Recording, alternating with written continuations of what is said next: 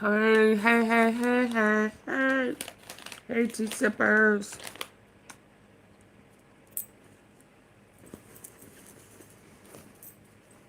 Hey, tea sippers.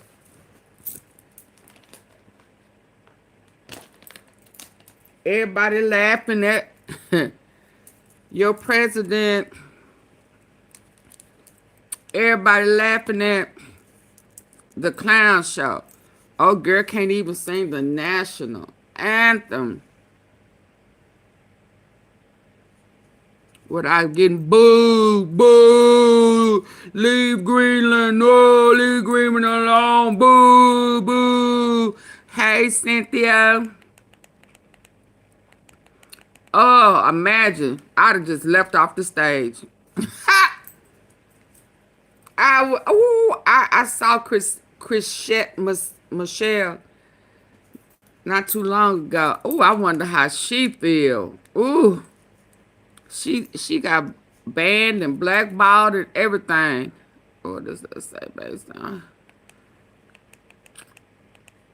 For singing at his inauguration or something like that. Baby, she got boo, boo, move, big, get off the way, get out the way, get out the way, move, get out, baby, she got boo, boo, boo, boo, over Trump. It's getting ugly in here. Hey, Janet, it's getting ugly in here. Y'all come on in hitting the like button, please. I almost didn't come in today. How I've been, how this like button thing been going down. I don't appreciate that. That just says to me, you don't appreciate my research. But if it wasn't for my diehards, when I start seeing specs in the comment section, it's almost like it's a signal. Hey, hey, hoo-hoo, hoo-hoo, Auntie P, come out wherever you are. Yeah, oh, girl got booed. They said in London. NBA fans interrupted U.S. anthem at London game with 3 words chant to Donald Trump, leave Greenland, leave. Yeah, something about Greenland. They sick of him. Baby, listen. And he being denounced, he getting caught. They done found. Baby, when I tell you these folk ain't playing with Sasha, yeah, I got word for my rappers. I got word about Memphis BEO Lil Kenny. Womp womp. What is this? He got arrested. Sending the troopers on a high-speed chase. Lord, Memphis just.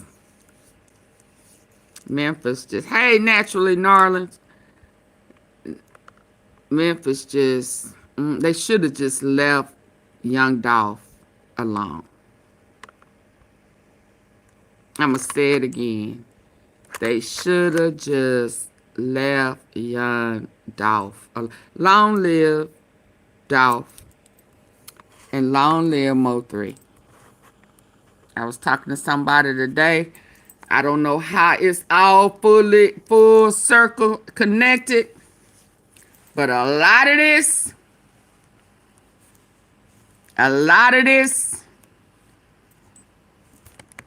goes back to the same old. It's all full circle, baby. That's all I know. And here, let me see if this will show up. Baby, do you want Barack Obama back as president? Be honest. That's the question of the day. Hello. Thank you, Janet, for the floating heart. I'm finna put my, I'm sorry. I got caught up in something else. I forgot to put my goal on there. Let me put my goal. This is the question for the day. Dang, I wish y'all was able to post, do a poll for me, but do you wish, oh man, is it too late to do my goal? I just saw it.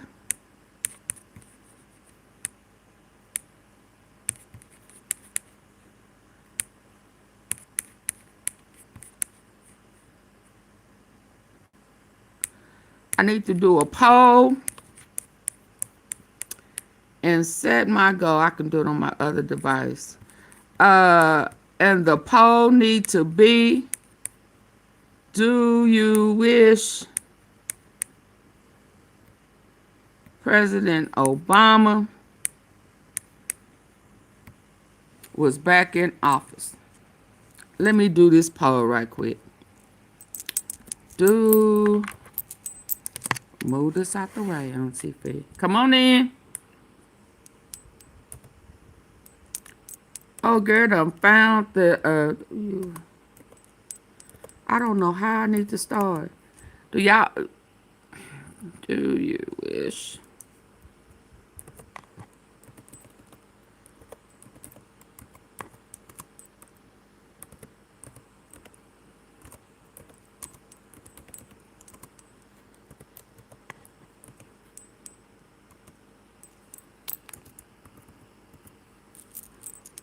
Her economy.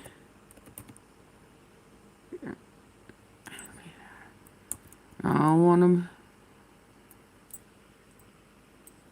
want to misspell now. Trying to rush.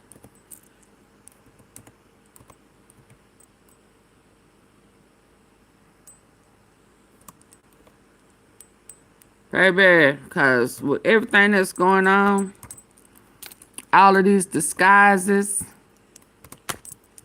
manipulation,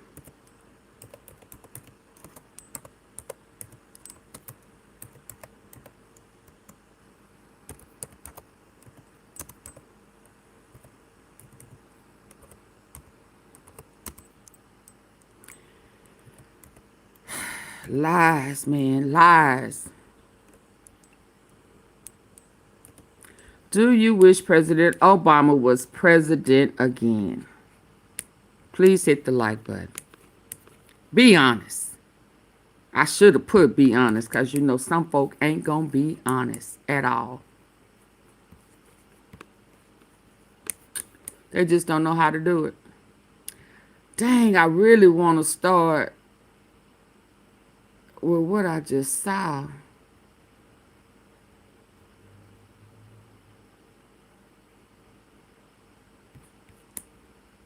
But who can I? Let's hear this. Yes. The video is too quiet? Boost your volume up to 600% with Sound Pusher. Your browser... I don't need that. Let's just hear this, because I know, oh boy, he really is having a hard time being through with Trump. Let's go.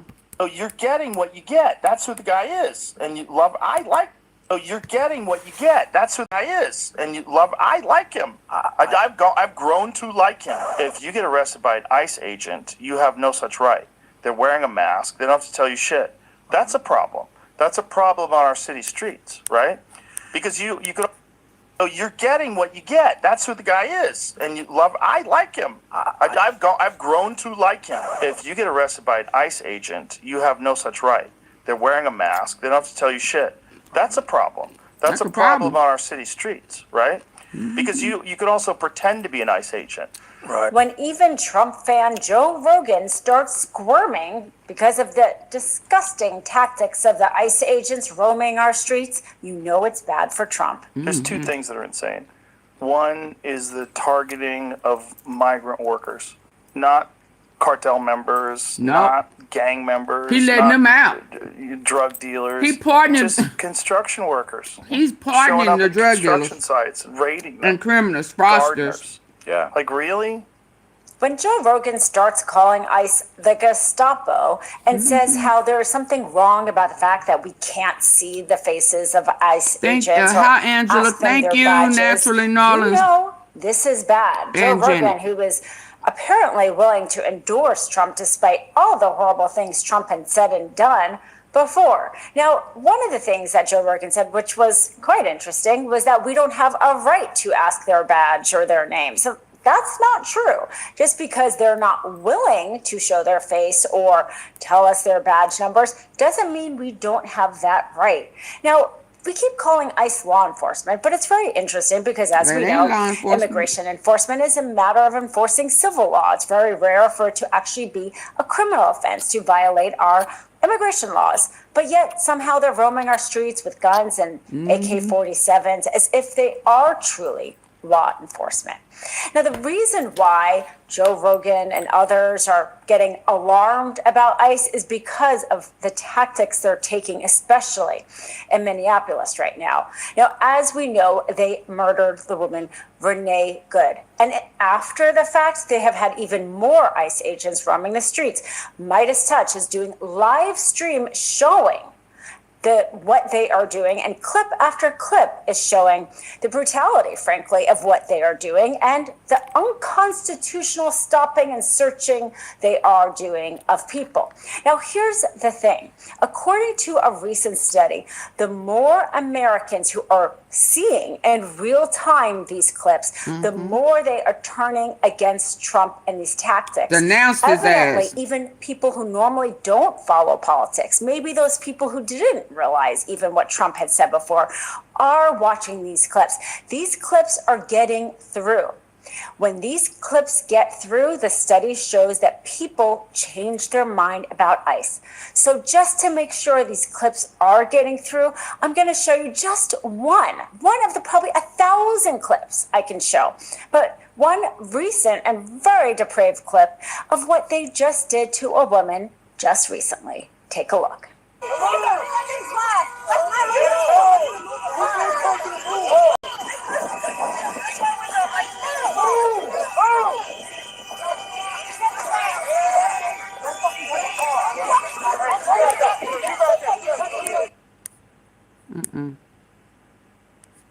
Sorry. Just one of the probably 1,000 clips I can show. But one recent and very depraved clip of what they just did to a woman just recently. Take a look.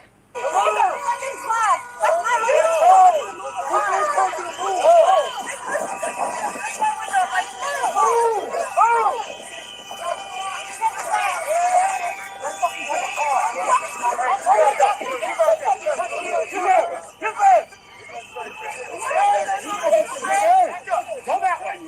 Hey, back the fuck up. Sidewalk, sidewalk, sidewalk, sidewalk, sidewalk. You can fill up the sidewalk.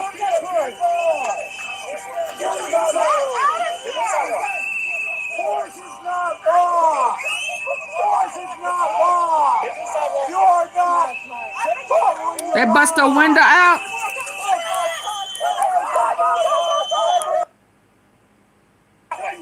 Hey, back the fuck up. Sidewalk, sidewalk, sidewalk. Hey, hot chocolate latte. You can fill up the sidewalk.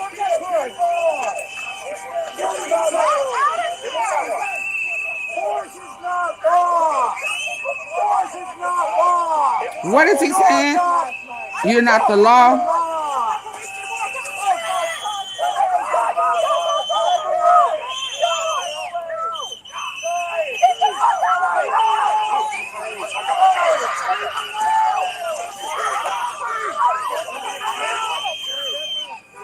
Are they blowing that whistle, ain't they?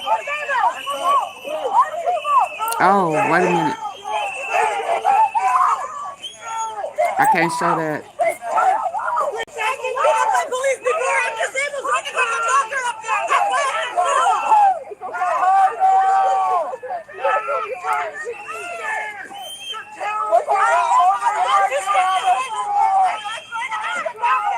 Does this make you feel strong? Yeah, man!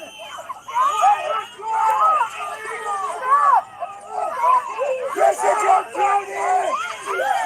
Why don't you help that woman? Can y'all believe this? Why don't you help someone? All you do is hurt! All you do is hurt! She's trying to drive down the street!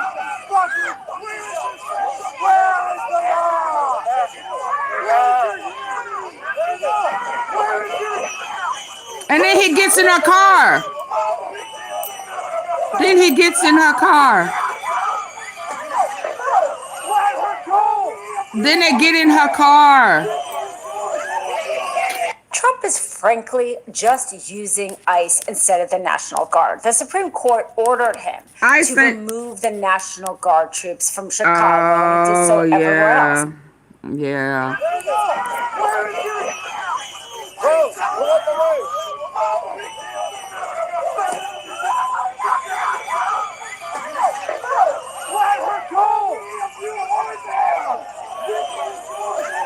Hey, crazy. Trump is frankly just using ICE instead of the National Guard. The Supreme Court ordered him to remove the National Guard troops from Chicago, and he did so everywhere else. They said it was basically unconstitutional that he had those troops there, at least for now. So instead, he's sending in ICE instead. And so thankfully, Minnesota is suing, saying this is an unlawful invasion. And this should go up to the Supreme Court. Cosmic, sit back and listen. Don't tell me what I should do. You should sit back and listen. You didn't even come in hitting the like button. You come in asking questions as a guest. Sit back, shut up, and listen. How about that? Next time, because today you got to go. I don't know who you think you should post. No, don't tell me what I should do. You're a guest. You need to get a membership so that I can respect you and tolerate you. Don't tell me what I should do. You coming in as a guest? Oh, shut up. She said it, if you were listening.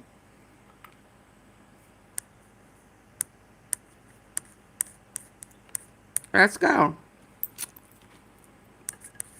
Y'all kill me trying to run something.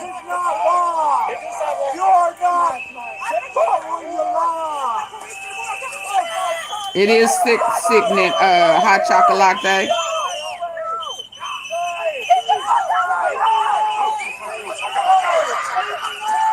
Minnesota.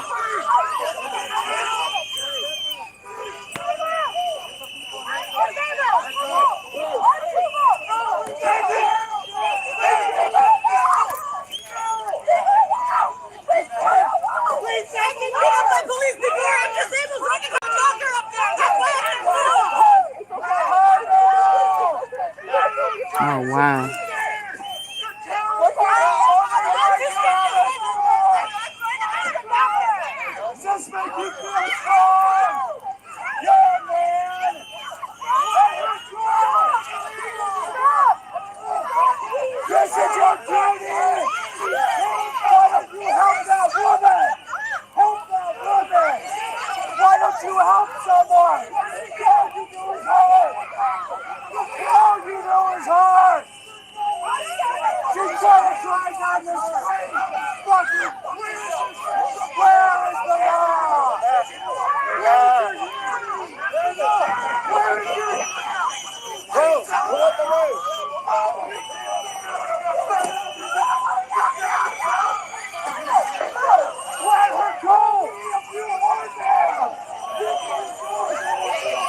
Trump is frankly just using ICE instead of the National Guard. The Supreme Court ordered him to remove the National Guard troops from Chicago, and he did so everywhere else. They said it was basically unconstitutional that he had those troops there, at least for now.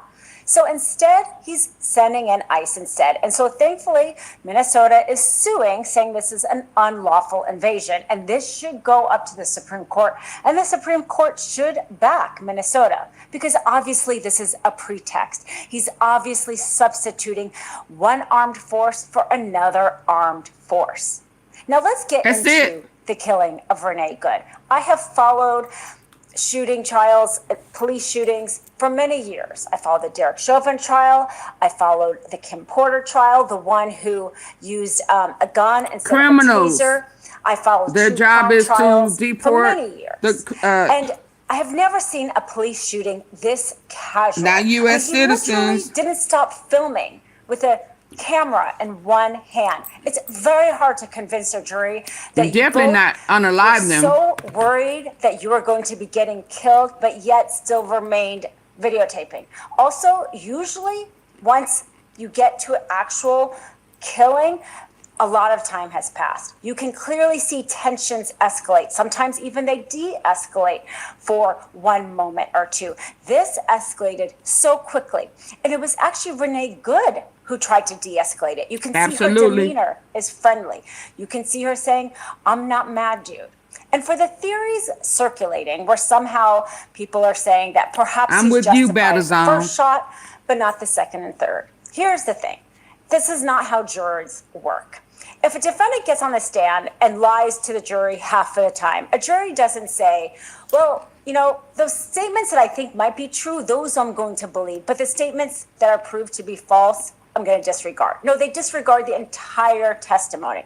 His second and third shot was clearly on the side of the car. Plus, he calls her a fucking bitch afterwards. Those Yep. both show that it wasn't a matter of being afraid, but that he was angry at her.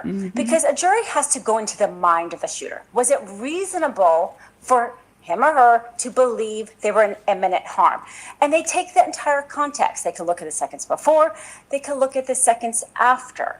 Clearly, the shootings of the second and third he wasn't in imminent harm. It showed his mindset with him cursing at her. So the jury doesn't parse through and say, well, I think essentially he's lying to us about the first.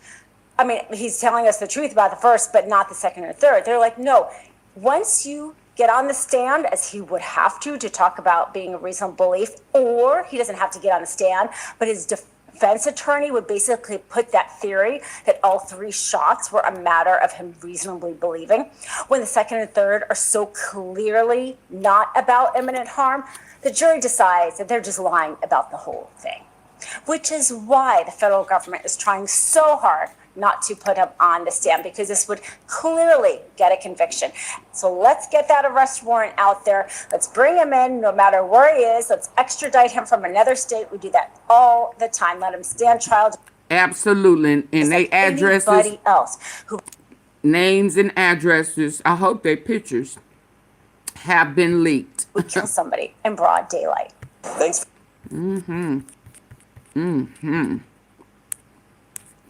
Yeah, I'm going to try to move quickly because there's quite a bit to see, because I have been doing some other stuff today.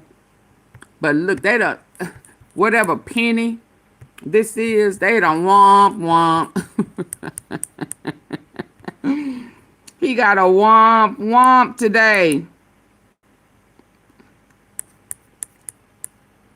Where is it? I just sent it to myself, I think. Womp womp.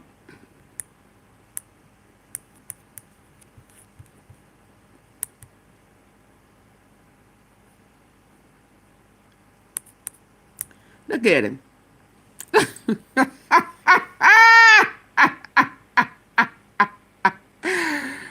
Boy, they can sure make him ugly, can't they?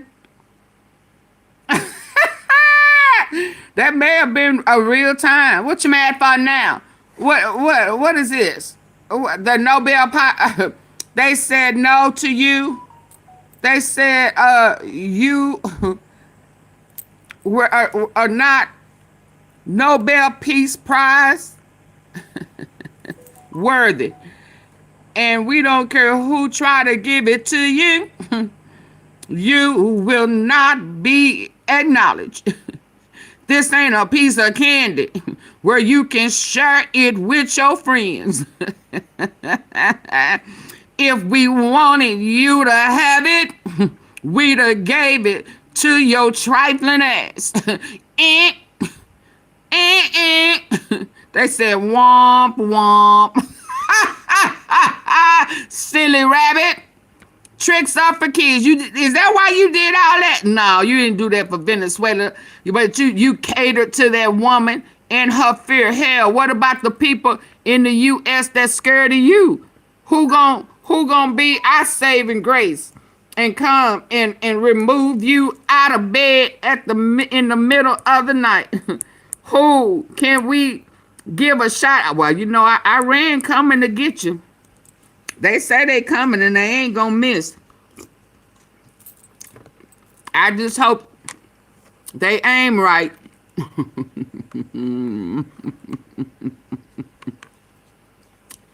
And don't get no private citizens. Yeah.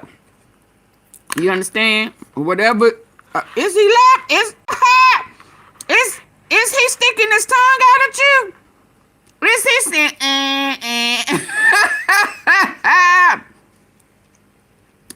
Auntie feet, huh? Putin. It's in Iran. Crazy. Baby, is he sticking his tongue out at you because you thought you thought that you had pulled it off? Huh? Silly rabbit. Tricks are for kids. And you are a kid.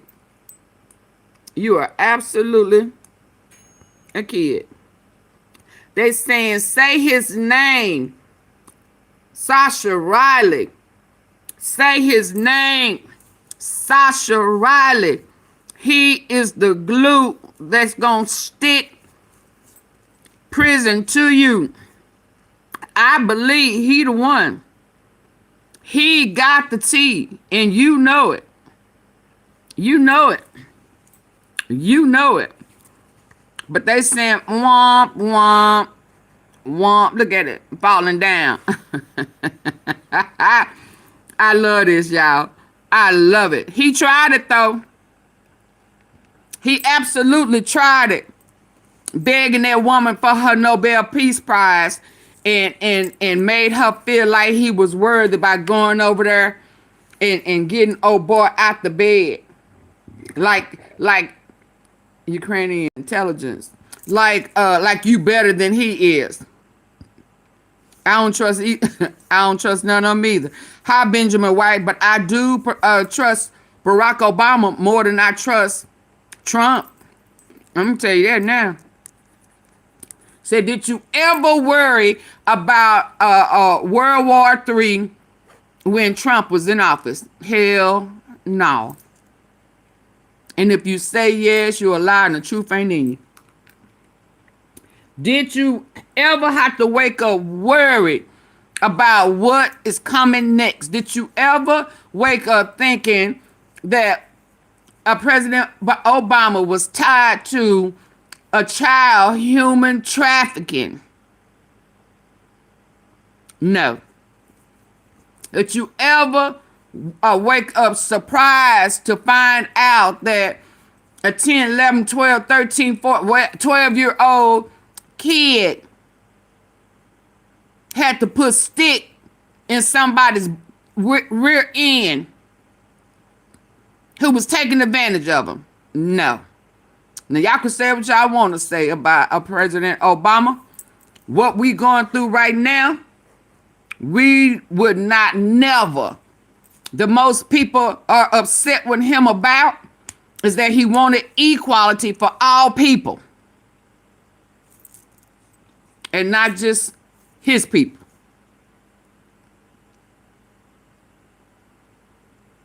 But gay people were able. He moved for equality. Was he perfect? No. Who is? But he is the best we've had. You can lie and say otherwise if you want to. And the economy was not in bad shape when he left office. And it's a period after that. That's why Trump hated him. He'll never be able to measure up. Add up, none of that. Never ever will he ever come close.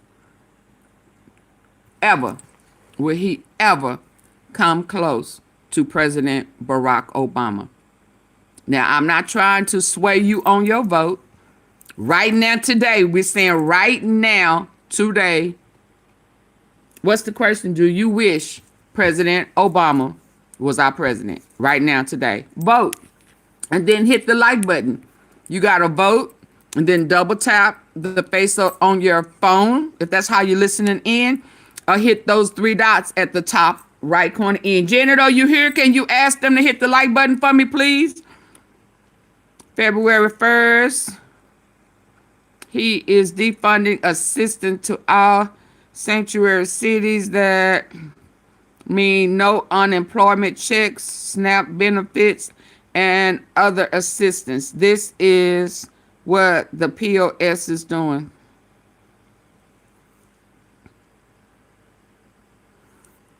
He need money. He mad cause they are seizing his properties. He mad about a lot of stuff. Him mad every time something comes out on him. You can rest for sure. Not sure. He gonna punish us somehow. He gonna take it out on American people. Let's see what this one is saying. Nearly 2 weeks ago, Pro-Democracy News launched a national campaign to expose the cover-up of a child rape story involving Donald Trump and Jeffrey Epstein. In 2016, a woman going by the pseudonyms Katie Johnson and Jane Doe filed a lawsuit against Trump and Epstein, claiming they both had raped her when she was just 13 years old at Epstein's New York townhouse.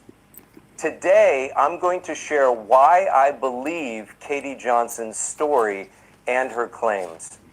Number one, my first reason for believing Katie Johnson is that when it comes to sexual assault, sexual abuse, and rape claims, we should always start with the assumption that the person making the claim is telling the truth. This is referred to as the survivors-centered approach. Only 1 out of every 3 people who've experienced sexual assault ever report it. So when someone does report it, there is a high probability they are telling the truth. Nearly 2 weeks ago, Pro-Democracy News launched a national campaign to expose the cover-up of a child rape story involving Donald Trump and Jeffrey Epstein. In 2016, a woman going by the pseudonyms Katie Johnson and Jane Doe filed a lawsuit against Trump and Epstein, claiming they both had raped her when she was just 13 years old at Epstein's New York townhouse.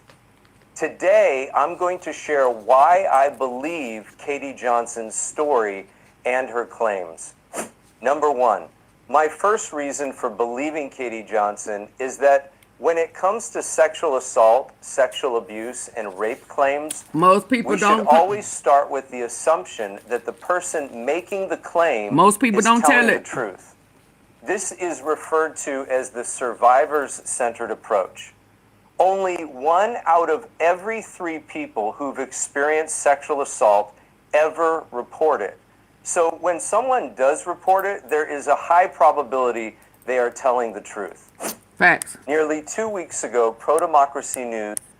That's true. And it looked like not just females, males too. Because it took Sasha, heck, he's almost 50. Well, if not already. Let's see what Don Lemon had to say this morning. Oh, no, this is about terrorists.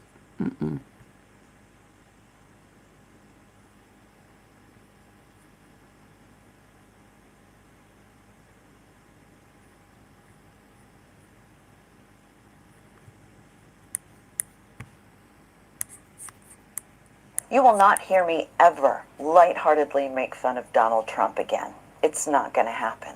Can you not please after give hearing a what Sasha shot? Riley had to say. From day one, Donald Trump was a divisive force in our country. First with rhetoric and then with physical violence. Put our questions on the super chat or super sticker. Against our own people. And now, of course, he's created his own military with one of the largest budgets in the world. And although clearly there is strategy involved, what stands out to me the most is how much he enjoys it. I've long believed, in addition to being a malignant narcissist, Donald Trump is a sadist. And although I'll be sharing some of his story, I will not be sharing the accounts that go into great detail of that sadism. But there are people out there, even some of you that follow me, and I'm glad you're here. And for those people, I am just hoping you will continue to gain a greater understanding of who you are willing to follow into the fire. I consider this platform to be my house, and I've invited Sasha Riley, figuratively speaking, to be a guest in that house. Oh, my. You're not welcome to come at him here. You're not welcome to go after each other here. Not here. One issue that has been particularly unifying in our country has been the Epstein files. I believe the broken promise Did she to say he release was them going to was come? Have you part of the talked to him? She catalyst, said, if not I the have entire invited her. catalyst Hold for on. Doisett. I've long believed, in addition to being a malignant narcissist, Donald Trump is a sadist. And although I'll be sharing some of his story, I will not be sharing the accounts that go into great detail of that sadism. But there are people out there, even some of you that follow me, and I'm glad you're here. And for those people, I am just hoping you will continue to gain a greater understanding of who you are willing to follow into the fire. I consider this platform to be my house, and I've invited Sasha Riley, figuratively speaking, to be a guest in that house. You're not welcome to come at him here. You're not welcome to go after each other here. Not here. One issue that has been particularly unifying in our country has been the Epstein files. I believe the broken promise to release them was part of the catalyst, if not the entire catalyst, for Dan Bongino leaving. Sean Ryan just came out rebuking this administration. And of course the Democrats have been shot down every time by the sycophants. We now know why. At least if you believe one of the victims. Those of us concerned about this issue have demanded to know what's in the files. Sasha Riley came forward starting 10 years ago and would not be listened to, and that's not uncommon. Bill Cosby's first accuser was decades before he was brought down. What's dumbfounding to me is that some of the people that have been screaming for these files to be released are very quick to dismiss Sasha Riley. The FBI did not dismiss Sasha Riley's account. They approached him, as they did many of the other Epstein victims. Just like many of the other Epstein victims have testified. It wasn't a pleasant encounter. Riley described the encounter as so suspicious that he left the country soon thereafter. I believe the people pushing back on Riley's account will push back on anybody. And forgive the crassness of this, but I have often thought, would your own child, would you have to walk in on your own child being by Trump to believe that he's capable of this? What else would somebody have to do? What else would you need to convince you?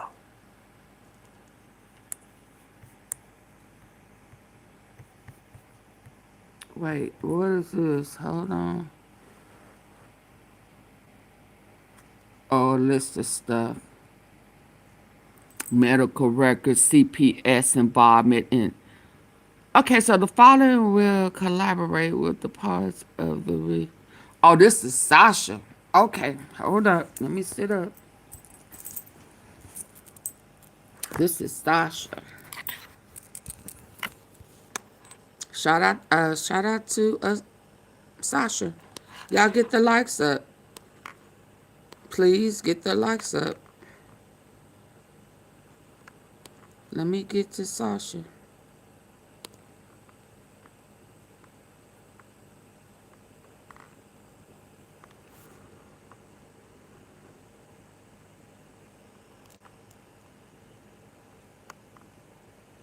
Yes, shout out to him. Brave young man. Well, he's a mature man now. Yeah, but this is his list. His post. I can't read this and hold it too. The following will collaborate. All are part of my recent post. His medical records. So I guess he got the medical records. Turn that tail up. Say he tore that tail up. And somewhere I saw the stick that was used. My God. My God. Donald's medical records, my medical records, CPS, involvement in Texas, Tennessee, and Alabama. lady at a shoe store. Ray Slauson, our neighbor. Oh wow, he got the neighbors. Oh, a polygraph given to me at a behavioral health hospital in Alabama. I'll take another polygraph. There was Aaron in my system when CPS got involved. Multiple police investigation in Texas, Tennessee, and Alabama, and Florida. Oh, there go Florida. I didn't know he was in Texas, though. Witnesses after my dad tried to facilitate an accident to unalive me. Our neighbors at the duplex in Enterprise, Alabama. Oh, he got a list. He got a whole list of. And his dad was Donald Trump's pilot for trafficking. I don't want to see this. You know I'm going to try to find it, right? I just don't. It's long, too. And they had some type of something on it. Lord, was he high? You didn't feel that knob thing on it? You know, I guess that's what they used to lock it down. Oh, Lord. Oh, Lord. Hold up. Oh, Lord. I don't... you know I got it somewhere. I just don't know where. I done been pushing a whole bunch of stuff. Hold on. Hold on. Hold on.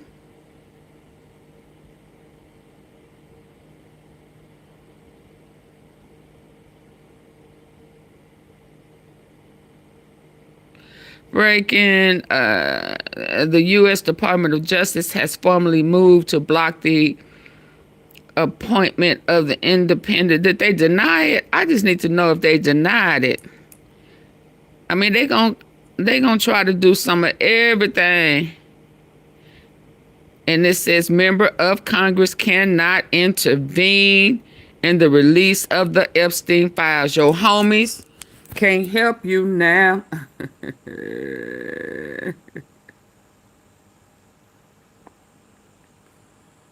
Your homies can't help you now. Hot dog fresh. Don't describe it naturally, Norlis.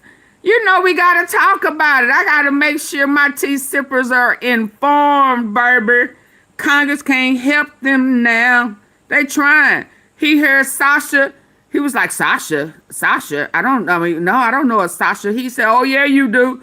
The little boy that sent your big hipped ass to the hospital when you was laying up, face down, ass up. Baby, Donald Trump got females looking bad out here. Big ass, hips and shit. Face down, ass up, with an arch out in his back.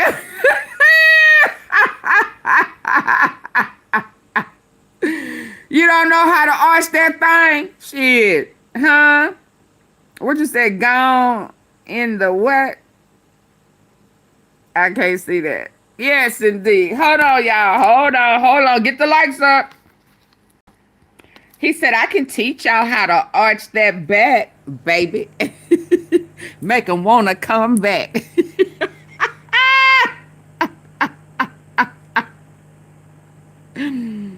He said, Epstein. Trump says that the Epstein files hold power to destroy people. I know good and damn well they do. Ooh, baby, when I tell you he look bad right here. Oh, he look bad. Oh, wait. Wait.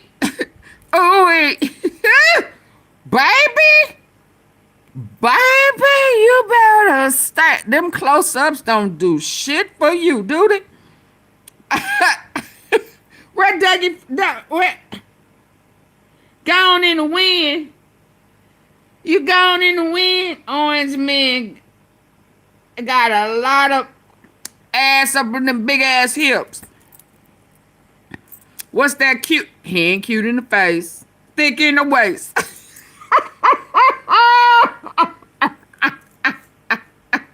He got a virus. He got that nasty man's disease. Yeah, man, you done been playing with kids, females, dogs, cats, and shit. And then he had that party over the weekend yesterday, and I thought it was so very distasteful that they had dog masks on your face, but you laugh now. You laugh now. You try to make mockery. Now we understand why you have always talking about a dog, barking like a dog, a wimp like a dog, dog, because you did that to them animals. Peter and all of them dog-loving people should be on your ass, but they not, because they all up in it. Yeah. Typically, Mike Vick went to prison for fooling with dogs, fighting them. Yeah, but you unaliving them. That's a no season face. Look like somebody tried to push your head down up in some boiling hot grease. Oh boy, oh boy. Yeah, let me move on past you. It is just disturbing, distasteful. It's just horrible. The bull crap they letting this man get away with. Oh, y'all, let me tell you when I know it's deep. The system of... When these people right here, let me let it back. And y'all know I like them. When they chime in on you, Donnie, and Sasha, when they started talking about Sasha Riley, oh, you know the investigation is on.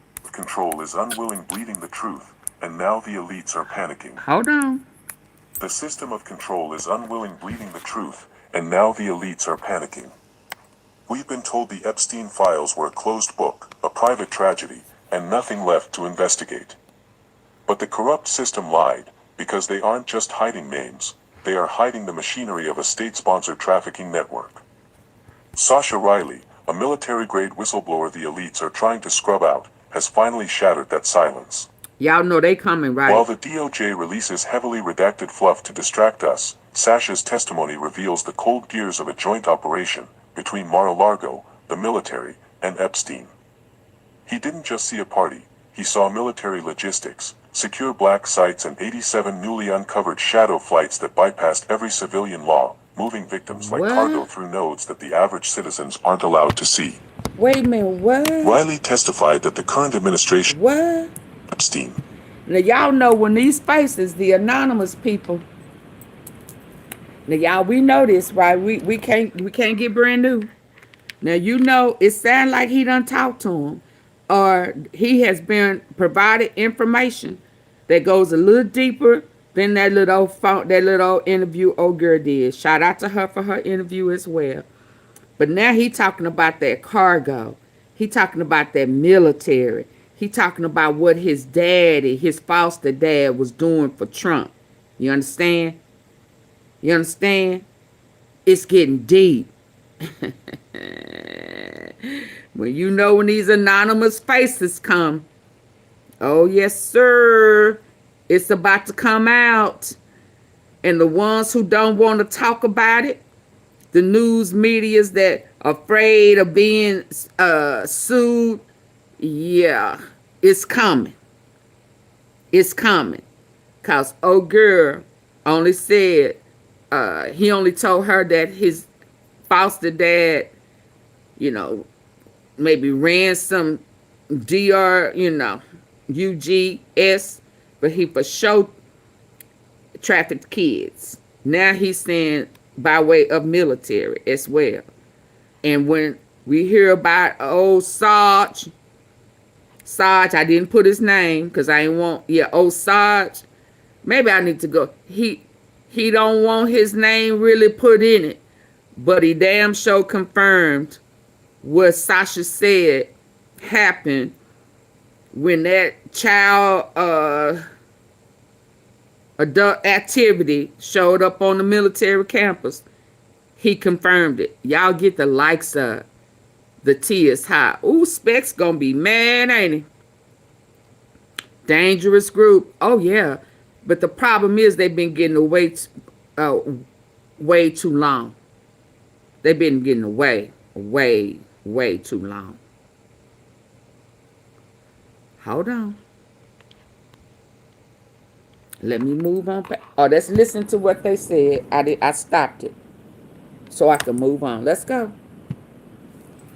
Get the likes up. He didn't just see a party. He saw military logistics, secure black sites, and 87 newly uncovered shadow flights that bypassed every civilian law, moving victims like cargo through nodes that the average citizens aren't allowed to see.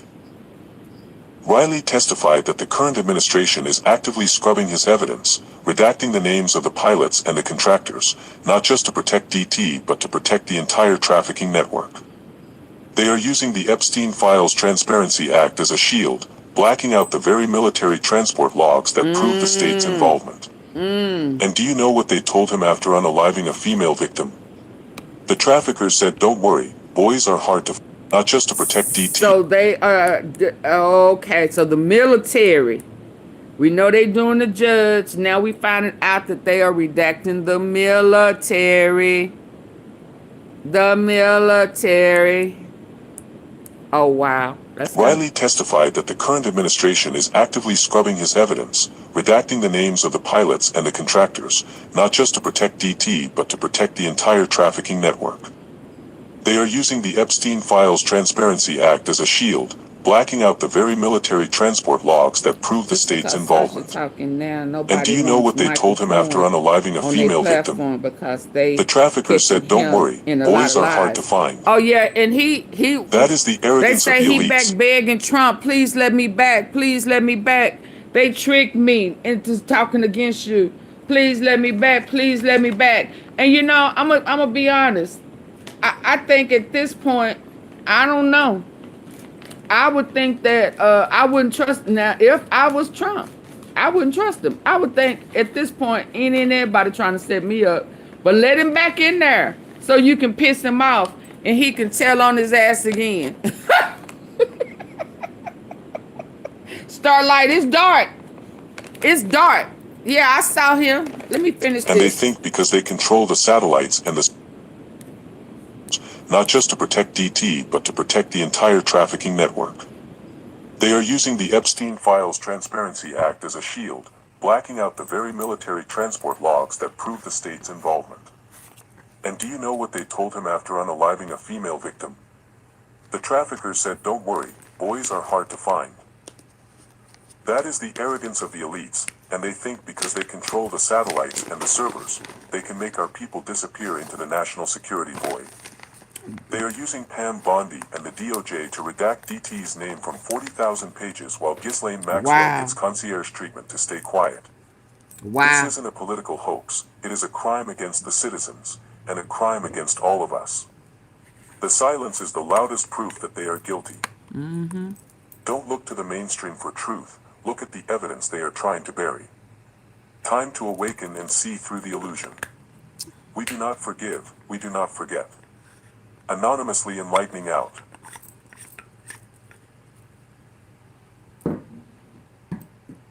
The system of control is unwilling bleeding the truth, and now the elites are panicking. Okay, and that was 1/17/26. That's today, right?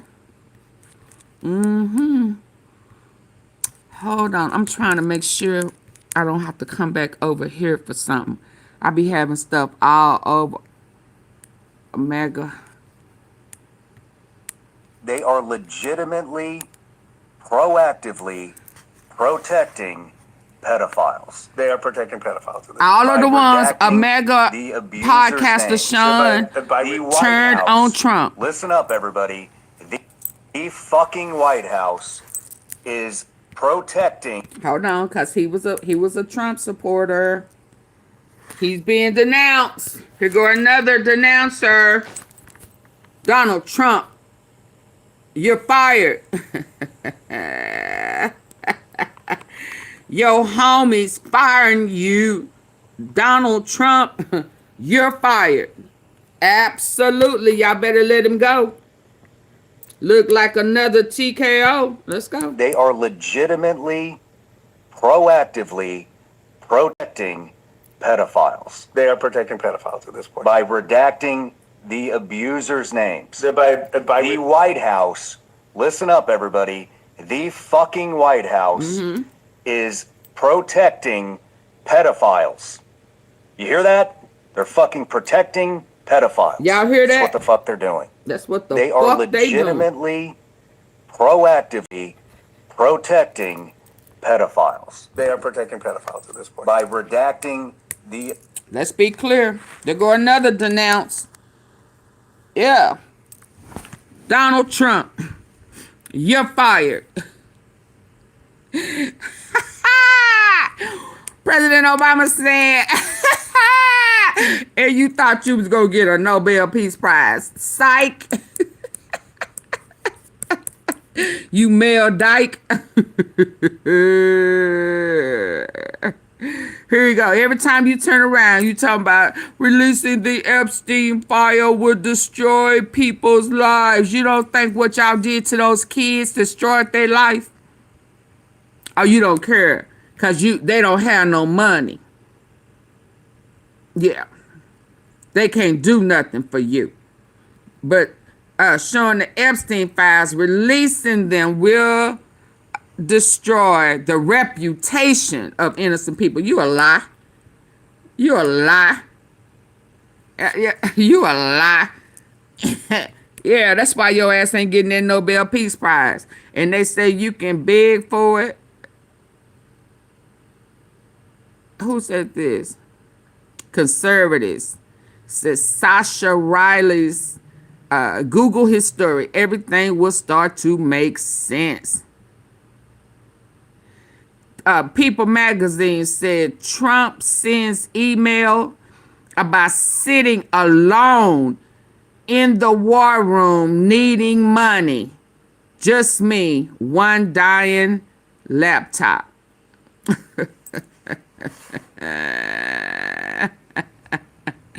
You feeling it? You feeling that heat? You feeling it? You feeling all alone? I'm so alone. When in the red code, we in a red code according to our government in Cali government news. What's the red zone? In trouble? Yeah, we in trouble. Why you sitting in the war room by yourself? Don't push no buttons, fool. Don't push no buttons. What you in the war room by yourself, needing some money? Yeah, Time magazine. Okay, hold on. What you saying up in here? Hold on. I just had a conversation with Sasha Riley's first sergeant, and you're not going to want to miss it. Oh, wow. First and foremost, while he did allow his name to be used in this, he has asked for... Okay, y'all, get the likes up. Get the likes up.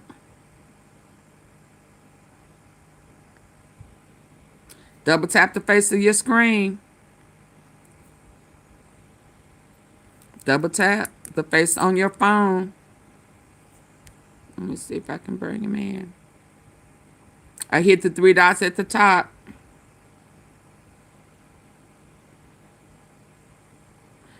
Oh, here, let me do this. This is a sergeant. Let me see this one.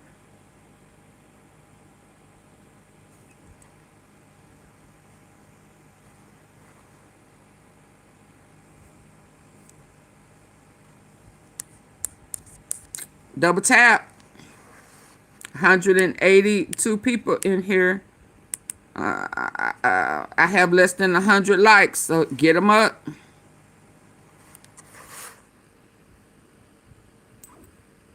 Double tap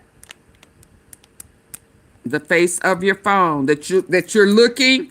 If you see the sergeant, tap his nose twice, real quick, bam, bam. If a thumbs up don't pop up, then hit those 3 dots at the top right corner. Get the likes up. Hit the like button, please. Hit the like button for the good OT. Hit the like button. Hit the like button. Double tap. Hit the 3 dots.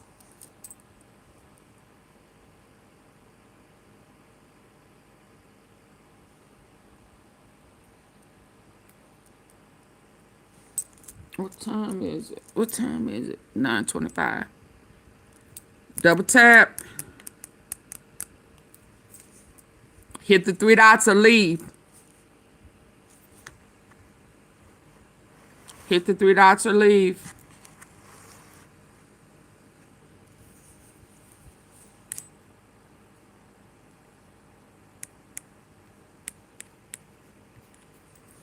Where did I go? I found something.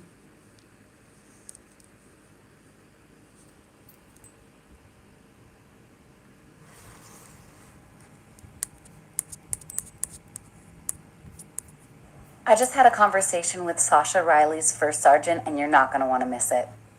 First and foremost, while he did allow his name to be used in this, he has asked. I just had a conversation with Sasha Riley's first sergeant, and you're not going to want to miss it. First and foremost, while he did allow his name to be used in this, he has asked for privacy from the media. He does not want to be contacted. He's already been contacted by Snopes. So please don't bug him. Michael Bayless, retired U.S. Army. I introduced myself and asked if he would confirm that he was the commanding officer at Fort Carson. He corrected me that he was the first sergeant, not the commanding officer.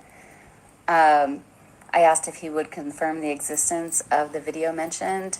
He asked where I got Mendenhall's name because he didn't hear it in the podcast, but it's in there. He said, as first sergeant, you don't get privy to things like that. I did not see the video, but was in the room when the commander asked him if he was in a video. I'm not sure the commander saw the video. I cannot confirm that. Riley, I assume, saw it, not the commanding officer. I asked if he would confirm the existence of the video mentioned. He asked where I got Mendenhall's name because he didn't hear it in the podcast, but it's in there. He said, as first sergeant, you don't get privy to things like that. I did not see the video, but was in the room when the commander asked him if he was in a video. I'm not sure the commander. Privacy from the media. He does not want to be contacted. He's already been contacted by Snopes. So Any please don't bug him. questions? Please ask on the super Michael chat. Bayless, Absolutely. retired U.S. Army. I introduced myself and asked if he would confirm that he was the commanding officer at Fort Carson. He corrected me that he was the first sergeant, not the commanding officer. Fort Carson. I asked if he would confirm the existence of the video mentioned. He asked where I got Mendenhall's name because he didn't hear it in the podcast, but it's in there. He said, as first sergeant, you don't get privy to things like that. I did not see the video, but was in the room when the commander asked him if he was in a video. I'm not sure the commander saw the video. I cannot confirm that. Riley, I assume, saw it. I did not. I would have remembered it. Is this for your Facebook page? I see several videos focusing on this. Do you think it will make network news? The Sasha stuff, I mean. I said, thank you. I'm an educator as well, and we'll do everything we was can to in stop this the kind of thing room. from existing. He was in the room. He was there when the movie or whatever they call that child trafficking video, kid on kid. He was in there when he was questioned In there. about it. He said, as first sergeant.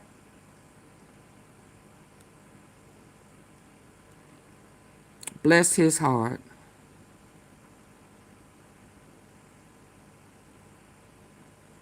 This is some scary stuff to me. And how embarrassing. But he was a kid. Let's go.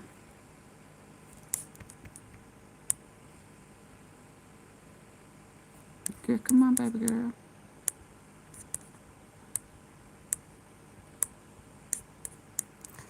Am I on it? I'm on it.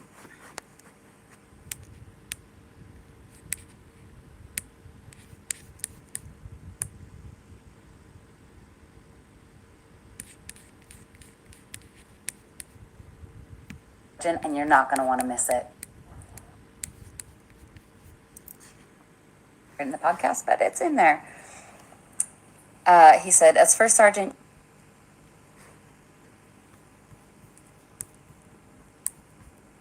video. I'm not sure the commander saw the video. I cannot confirm that. Riley, I assume, saw it. I did not. I would have remembered it. Is this for your Facebook page? I see several videos focusing on this. Do you think it will make network news? The Sasha stuff, I mean. I said, thank you. I'm an educator as well, and will do everything I can to stop this kind of thing from existing in this world. He mentioned that the podcast is disturbing, and he didn't know about any of it. I asked if I could share this, and said that I'm followed by some media folks, so it might get some traction. He said he didn't want his name to be in the news, and I explained that I understand, and recommended he made his page private. We talked, he said he heard from Snopes and has already answered some questions from them. And then he asked if I had to use his name to post. And I said, in order for it to have any credibility, I would have to, but I could also say that you've asked for privacy. I made sure that his page was private before I posted, and we ended our conversation. Any questions? It's coming. It's coming. Whether Donald Trump want it or not, it is coming soon. Okay, now where was I?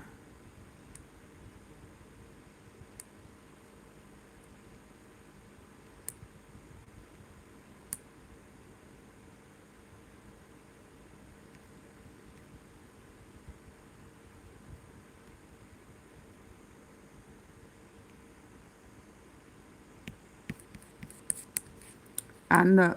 Do I want that one first? I want that one like Trump.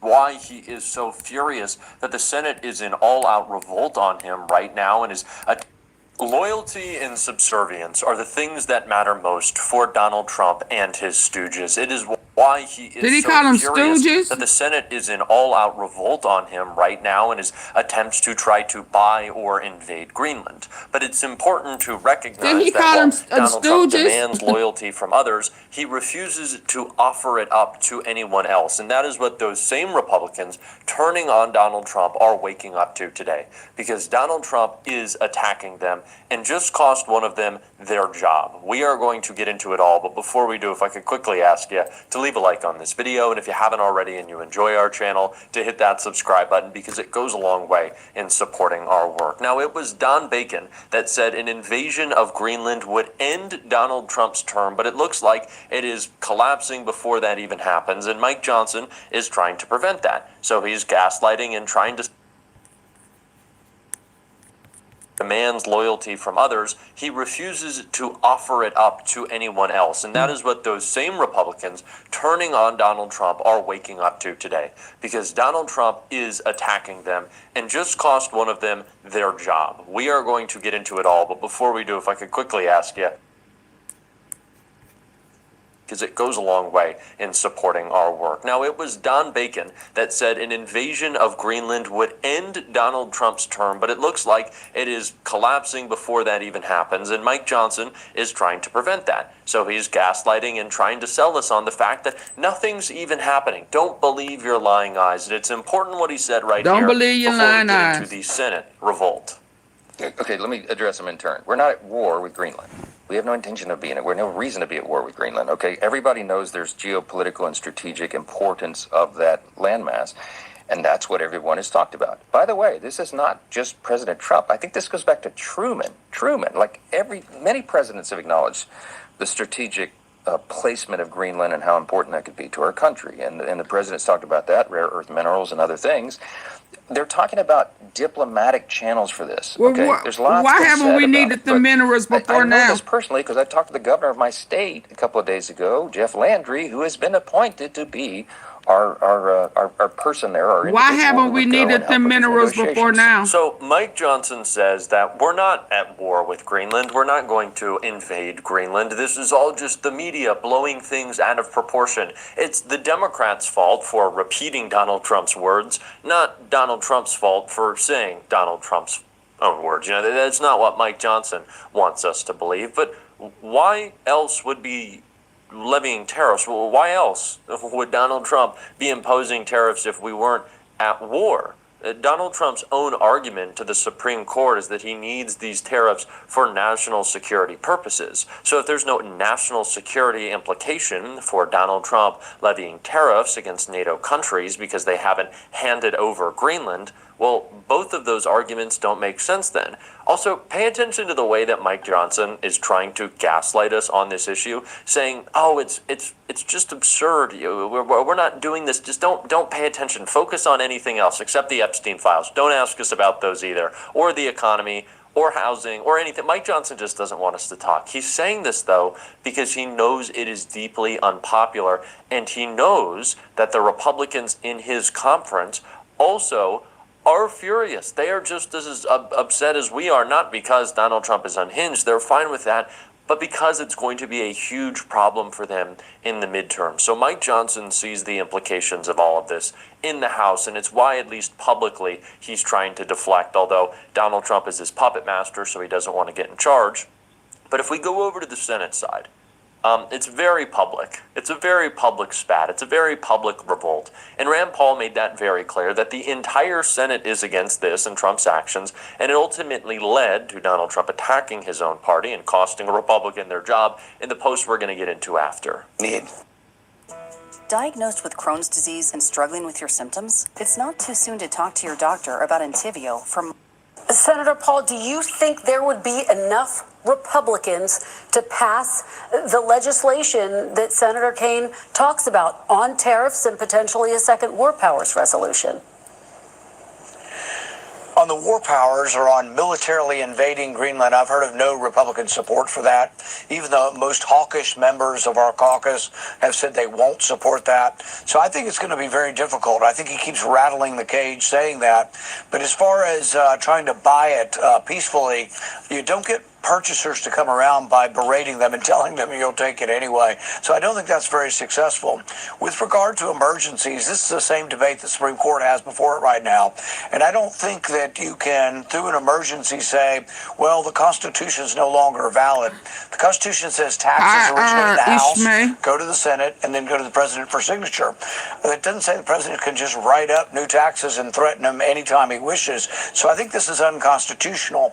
Now, he's pointed towards a statute that Congress passed called IEPA. I don't think that applies to trade either. And I think the court is going to strike this down, and it will be a significant rebuke to unchecked presidential power.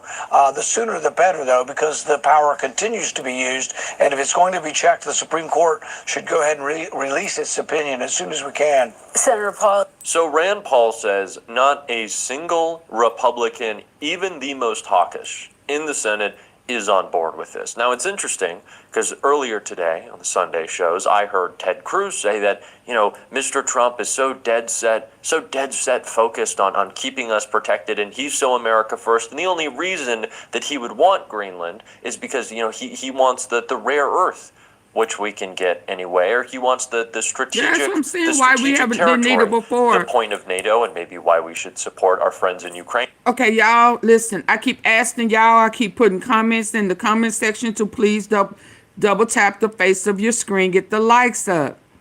I have goals set, and no one has helped me reach my goal. Super chat, super sticker, gems, Cash App, 244 people. Double tap the face of your phone or hit the 3 dots at the top right corner. I will wait.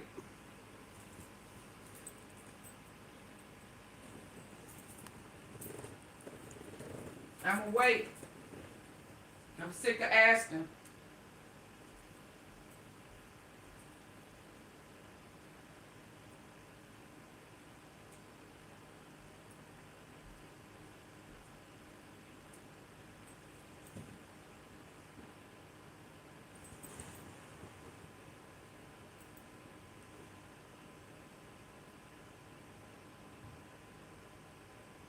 Hit the like button.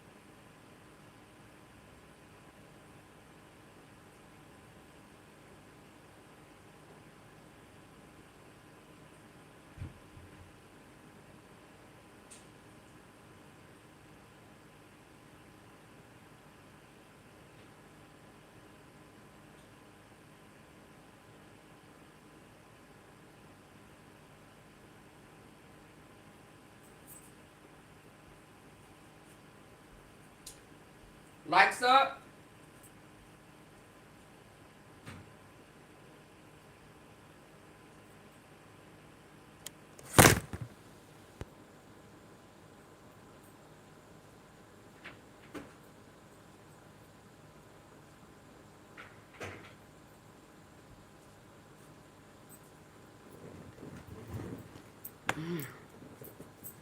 Ouch. What is this? Hold on.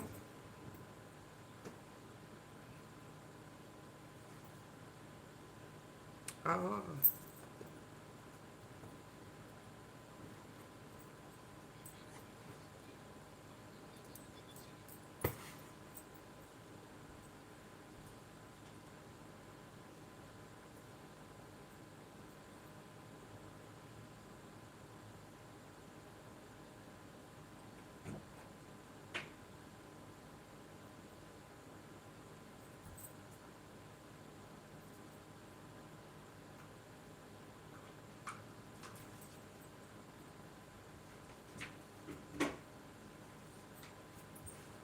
Okay.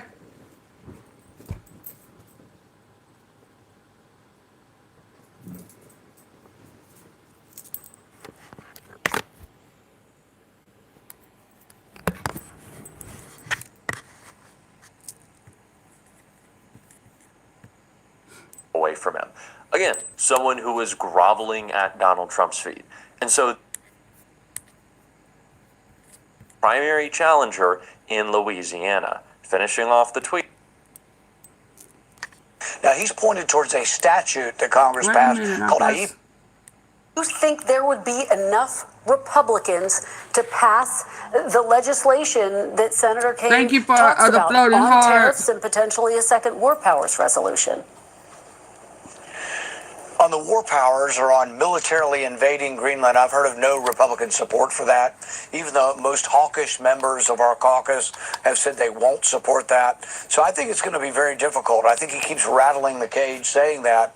But as far as trying to buy it peacefully, you don't get purchasers to come around by berating them and telling them you'll take it anyway. So I don't think that's very successful. With regard to emergencies, this is the same debate the Supreme Court has before it right now. And I don't think that you can, through an emergency, say, well, the Constitution is no longer valid. The Constitution says taxes originate in the House, go to the Senate, and then go to the President for signature. It doesn't say the President can just write up new taxes and threaten them anytime he wishes. So I think this is unconstitutional. Now, he's pointed towards a statute that Congress passed called IEPA. I don't think that applies to trade either. And I think the court is going to strike this down, and it will be a significant rebuke to unchecked presidential power.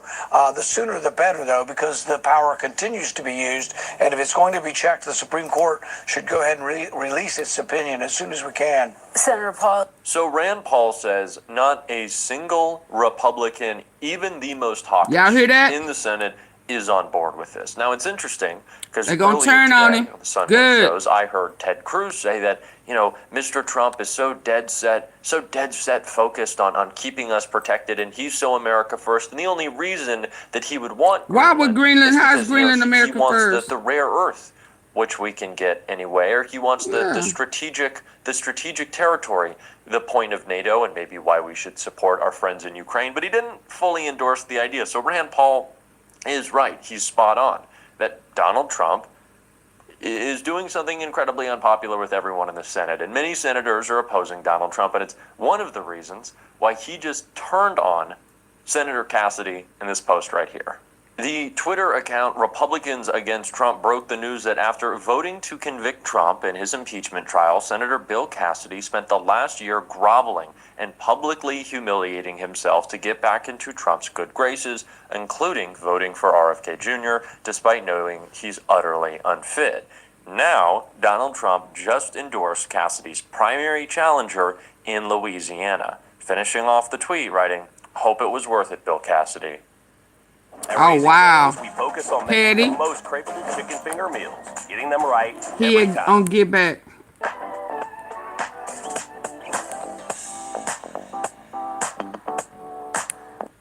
Now, this endorsement from Trump is not the end of this primary entirely, right? It's still going to happen. Bill Cassidy might not even run for re-election at this point, but that's about as close as it gets to stealing the guy's job away from him. Again, someone who is groveling at Donald Trump's feet. And so this is what you get. This is your reward. If you break with Trump, Hello, even a little bit, Fanta. he's ready to throw you under the bus. But that's why the collective action problem that Republicans have is just so mind-boggling that they don't realize that if they just work together, it's a little bit more difficult for Trump to go after all of them. I reported on that post that J.D. Vance made yesterday, complaining and whining and moaning, saying, oh, why didn't the Republicans in Indiana go forward with a redistricting? Now Democrats in Virginia are doing, as I continue to say. Oh, now they crying. What you crying for now? Push the special election in California that would give Mike Johnson another Republican in Congress, because Doug LaMalfa passed away. They have to hold a special election in that very, very red district. What you crying for now? As far down the line as possible, so that Mike Johnson continues to operate with this slim majority. J.D. Vance was attacking those Republicans, but when was the last time you heard Donald Trump talk about them? Right? It was a while, because it was a big group. It's the same thing with the Epstein files. When Donald Trump knew he had lost, he just gave up. And that's what Republicans have to recognize, is that Trump will give up. He is lazy. Why? He cannot commit himself to an idea or an action or any sort of message for a long period of time. He gets very distracted very easily. He's like a child. And so if you just work within big groups to push back, he can't go after all of you. He's just not that dedicated to getting anything done. And that is why he in there to make thing money. with the Epstein files. When Donald Trump Sell knew he had lost, pardons. he just gave up. And that's what Republicans have to recognize, is that Trump will give up. he is lazy. He cannot commit himself to an idea or an action or any sort of message for a long period of time. He gets very distracted very easily. He's like a child. And so if you just work within big groups to push back, he can't go after all of you. He's just not that dedicated to getting anything done. And that is why Democrats need to take this opportunity, another fight in the Senate, to make sure that Donald Trump cannot continue his crusade against America via ICE. And that is why I found it quite interesting what Ruben Gallego had to say right here about how he views ICE funding. This is coming a year after voting for the Lincoln-Riley Act. But I want to hear what Senator Gallego said. I have a lot to respond to what he said, so stick around, but let's listen to Gallego. Yeah, he's 100% right, and I'm talking to him. If we cannot vote for anything that actually adds more money and doesn't constrain ICE, it's not what what we want out of ICE. Again, we want a security force that is focused on targeting and deporting criminals. What they're doing right now is none of that. What they're doing right now is actually suppressing U.S. citizens, racially profiling in all parts of our country, bringing violence to areas that you don't need. You have men with very little training shooting U.S. citizens. This is not at all what we need. I'm certainly not going to fund something of that nature if it's only going to cause more and more problems and more harm and less security for Americans and everyday people that are just trying to live their lives. Now, I do not believe that the prescription to make us safer from ICE is more funding or more training, because what is more training? It's more funding. They're so not you'll police. Hear a lot of squishy Democrats in the Senate say, I think that we need to train them more. What do you mean train them more?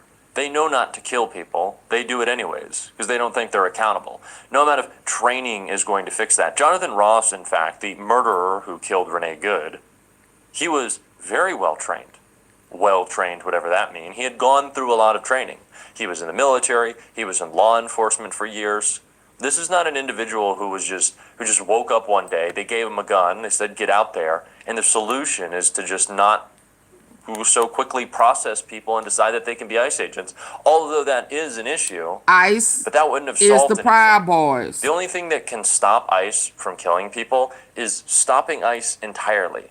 This is a manifestation of the worst parts of Donald Trump. I continue to say that. This is like his Frankenstein's monster. They are aggressive. They are unaccountable. They target women and people of color. They do so violently without care because that is Donald Trump.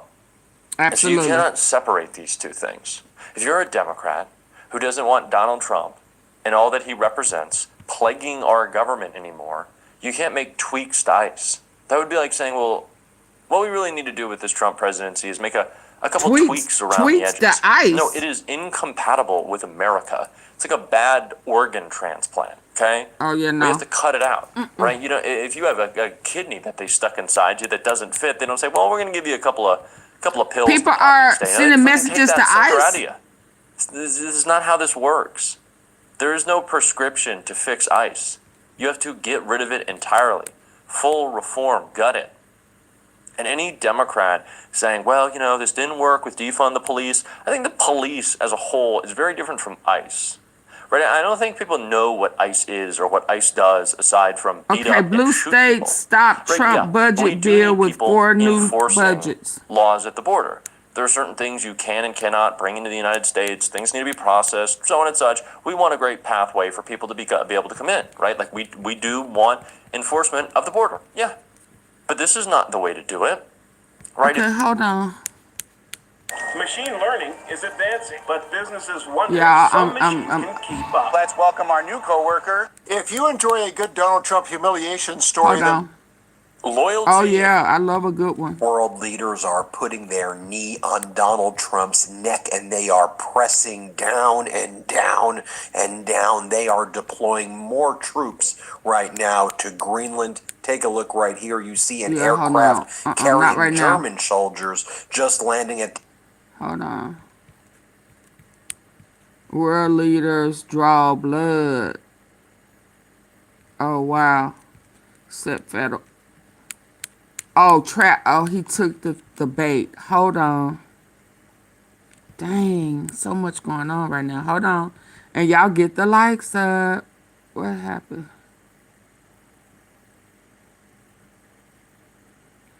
Okay, let's hear this. If you enjoy a good Donald Trump humiliation story, then please stand by, because I have not one, but two stories that will satisfy your Trump takedown soul coming up next. In our featured story, the Nobel Peace Prize Committee just hit him right in the ego with a Nazi comparison to what just transpired with the medal transfer. But first, he also suffered a new domestic blow with regards to his Kennedy Center takeover. Oh yeah, they took that down. Reads, Martha Graham Dance Company won't celebrate centennial at Kennedy Center. The Martha Graham than zero for that zero. Another historical dot has been connected between Trump and Nazi Germany. A post by Monica Henson sums it up perfectly. Y'all get the likes up.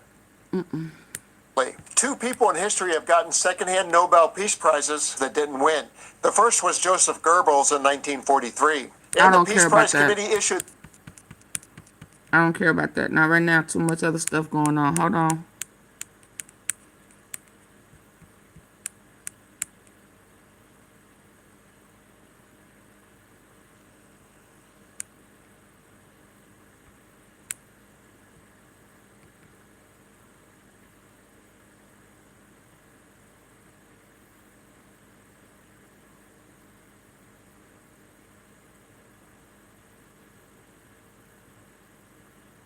Trump refuses summon.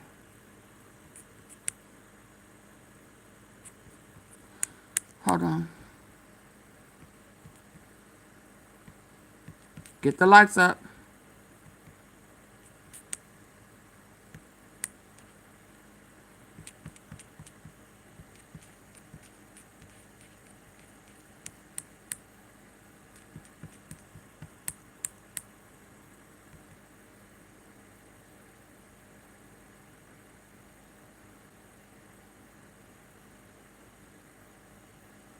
Where was it? Hold on.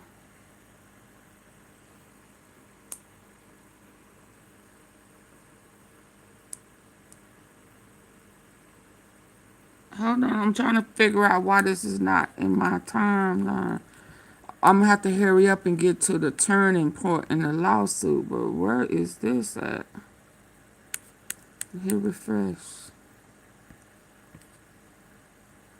Oregon Valley girl. What she say smart?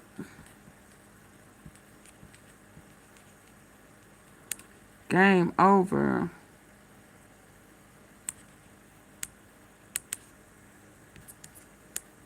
Okay, here we go. Let me hear this. The 988 Suicide and Crisis Lifeline. We want to get to the denounced, and then I'm going to get to turning point. So you're getting what you get. That's who the guy is, and you love. I like him. I've grown to like him. If you get arrested by an ICE agent, you have no such right. They're wearing a mask. Yeah, they don't have to tell you shit. We did hear all of this. That's a problem. That's a problem on our city streets, right? Because you could also pretend to be an ICE agent. Right. Yeah, we did hear all of that. Hold on. I'm sorry, y'all. I just be having too much good stuff. To the Trump Kennedy Center, zero. And now for something less than zero for that zero. Another historical dot has been connected between Trump and Nazi. I am so sorry. Hold on.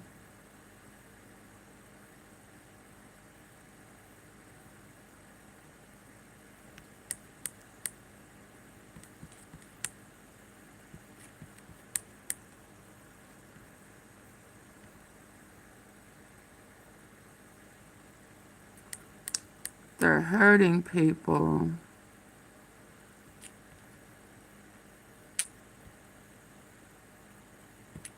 I don't want to hear about them beating up people. I'm sick of ICE. Okay, let's go here. They got into it about the Epstein files because she's on.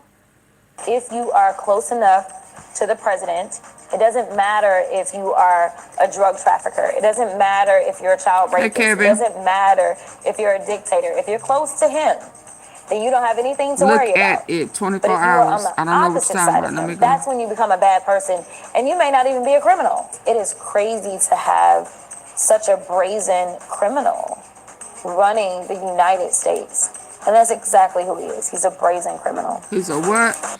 He's a brazen criminal. Say it again, Jasmine. If you are close enough to the president, It doesn't matter if you are a drug trafficker. It doesn't matter if you're a child rapist. It doesn't matter if you're a dictator. If you're close to him, then you don't have anything to worry about.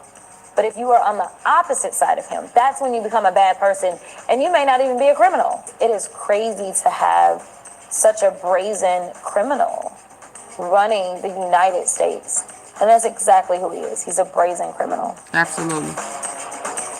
I'm Joanna Coles. This is the Daily Beast podcast, and today we're going to share a conversation with Jasmine Crockett, the congresswoman from Texas who is now running for a Senate seat because she believes she can get so much more done in the Senate. I'm not sure you can get anything done in either Congress or Senate because we appear to have a government of one. But whatever, Jasmine is going to try. And we really got into it about the Epstein files because she's on the Oversight Committee about Donald Trump's health, his physical health and his mental health, what Republicans are saying behind Donald Trump's back. They're talking about him, our motivational the enormity of the crazy that's going on right now. Hi, Elizabeth. Congresswoman Crockett, thank you very much for joining us. We've got a lot to discuss, not the least Greenland, Venezuela, your Senate run, everything. But I wanted you to explain to us what it's like being in Congress right now, where the president seems to be operating a government of one. When you talk to Republicans, what are they saying? What do they say behind closed doors about his behavior? If I had to describe what it feels like right now, it feels like we're in an abusive relationship. It feels like, you have someone, and I think that the abuse is felt by the Republicans and the Democrats alike, right? Mm-hmm. You thought that you were in a relationship with someone who understood the rules of being in a relationship, but instead violated them. And that's exactly what not only members of Congress are experiencing, but frankly, the American people. There are so many people that feel like he violated their trust with the priorities of his actual actions. I will say that most Republicans just don't want to go against him. They don't want to deal with what Marjorie Taylor Greene dealt with when she decided she couldn't take it anymore. Because when you're on the opposite side of him, if you're going to be vocal against him, it doesn't matter if you're a Democrat, Republican, or independent, then he does have kind of like a mob-like situation set up where there are people that will come after you. There are people that will threaten you, and you are constantly looking over your shoulder. And I can't imagine that if you have a spouse or a child, it is that much more frightening for you. And so, I thank God that, even though I've asked at different times, like, why don't I have a husband and kids? And then I'm like, oh, okay, maybe because you knew I was going to enter this moment. But that's not really what politics should be like, right? Like, not it should really. not be that, like, oh, you can't speak out, you can't speak the truth, you can't talk about the oath that you took to the Constitution, you can't rein in someone out of fear that someone may try to take your life. Like, it doesn't make sense that we're like, hey guys, like, we had to get a bulletproof vest. It doesn't make sense that that is the life that you have to live. Do you have to, Congresswoman, do you have to wear a bulletproof vest? We are absolutely making sure I wear a bulletproof vest, because I don't know if I'm in a big situation. I just don't know. Wow. I was not expecting to kick off with that. Are there different categories of Republicans, though? Because there are clearly the true believers, like Mike Johnson. But then are there others who say one thing when Trump is around, but behind his back are saying, when are we going to use the 25th Amendment? I mean, do people feel largely, if you were doing a sweep of the Republicans you talk to, do they think that he is on top form, or do they think that he is aging and in decline? So none of them have addressed that. None of them have addressed that. Not with me. I've not had Republicans say anything to me about that. I will tell you that Republicans, for the most part, are just afraid of him being on the other side of them, whether it means that they may lose their election or whether it means that they may endure the death threats. They just are cowards. I mean, if I'm being honest. And then the ones that really are over him, they have decided to leave Congress. So there's Right. a lot of retirements that are taking place, and a lot of those retirements, I've not talked to the people that are retiring on that side of the aisle, but I personally believe that it's that. And then you have only like a Thomas Massey who is willing to go toe to toe, and he only stands for what he believes in, right? And I would say, and it's crazy because Thomas Massey is probably a further right Republican than kind of like I wouldn't classify him as a moderate guy, but he's a true Republican. Like, he is a true fiscal conservative. Like, he will vote against the budgets because it's spending too much money. Like, he won't do it just because Trump wants it. He's like, no, it's spending too much money. He also, led the way as it relates to the Epstein files, right? He is still leading the way on the Epstein files. He is against dropping bombs in Venezuela. Like, this is a guy that functions as a regular Republican, and we serve on the Judiciary Committee together. And there have been times that he's had an amendment to a bill and Democrats support it, or vice versa. Like, I'm like, can we get back to, it is crazy, but I'm like, can we get more Thomas Massey's? People that just literally understand who they are and what they believe, and they stick by that. The problem with MAGA is MAGA doesn't have a belief system. MAGA simply does whatever Trump says. And so, like, you can't govern that way. Like, you have to be like, oh, I can go to this person and get help on this because they believe in this kind of freedom or whatever. Like, are they a constitutionalist or, something?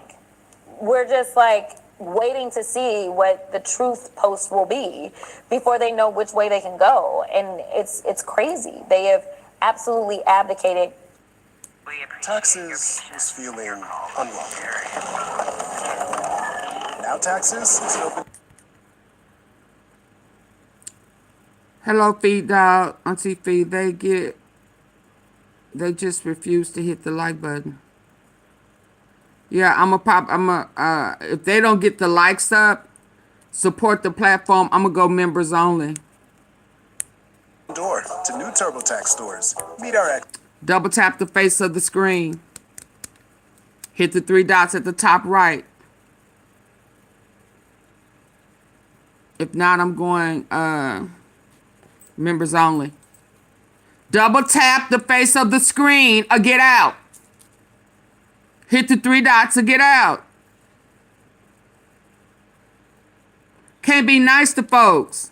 It don't matter who they are. Can't be nice. Can't ask politely. You got to talk to you like you ignorant. Got to talk to you like a Trump be talking to y'all, talking about you ugly, you stink and all that stupid shit. Got to talk to you like that in order for you to hit the like button.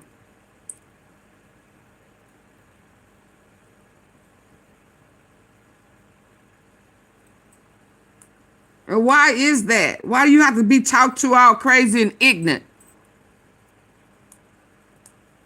Ain't nobody asked you to do this, begging, all of that. Support the platform or leave.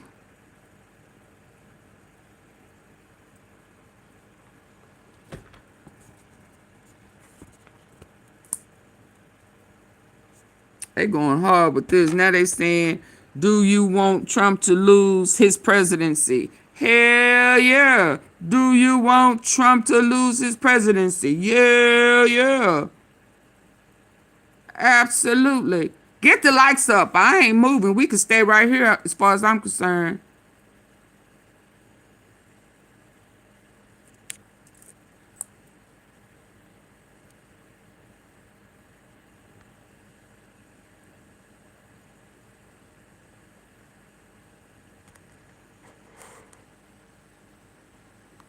Absolutely.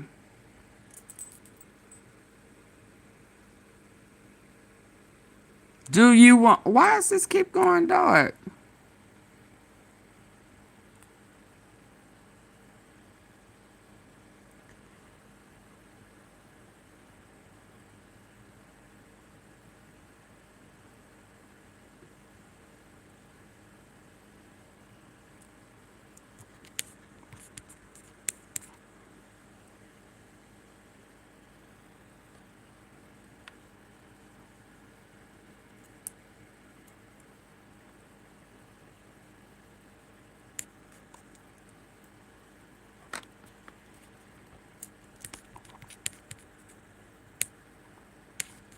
their duties.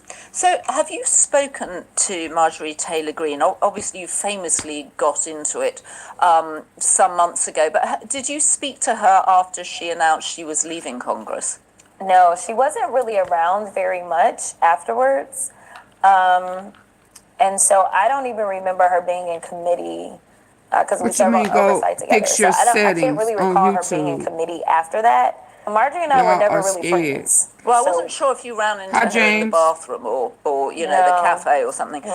So, what do you make of her leaving? Do you think she's positioning herself to come back into politics as a more independent character? Do you think she might run against Donald Trump? What was your impression of her saying that she was going to leave? So I talked to some people in Georgia to find out what the rumblings were in Georgia. There are those that believe she's about to run for governor of Georgia. The filing deadline has not passed, and I think there may have been a rule that would have caused her some problems if she would have been serving in the House while trying to run for governor. And so I don't think that they have like a real front runner for governor, and I think she tried to moderate herself to hopefully be able to get it. We know that God Kemp bless and was not protect one of our Trump's president. favorites, but Oh, he was okay. able to win Protect Georgia. him from what? And so he had kind of moderated What about himself. the and he kids was- that he messed with? What about the kids? What about the females? Protect him from what? From himself? I'm confused on that, Lynn. Protect. It's the people that he abused that needs protection. Protect him for what? Stealing? I mean, people he's stealing from. Greenland, what he need protection for? You know, he got a bag on his butt from trying to touch Sasha Riley. Sasha Riley had to defend himself at 12 years old. You don't have no empathy for the victims? Really? Y'all say bye to Lynn. Yeah, we don't, we don't protect PDFers. Let's go.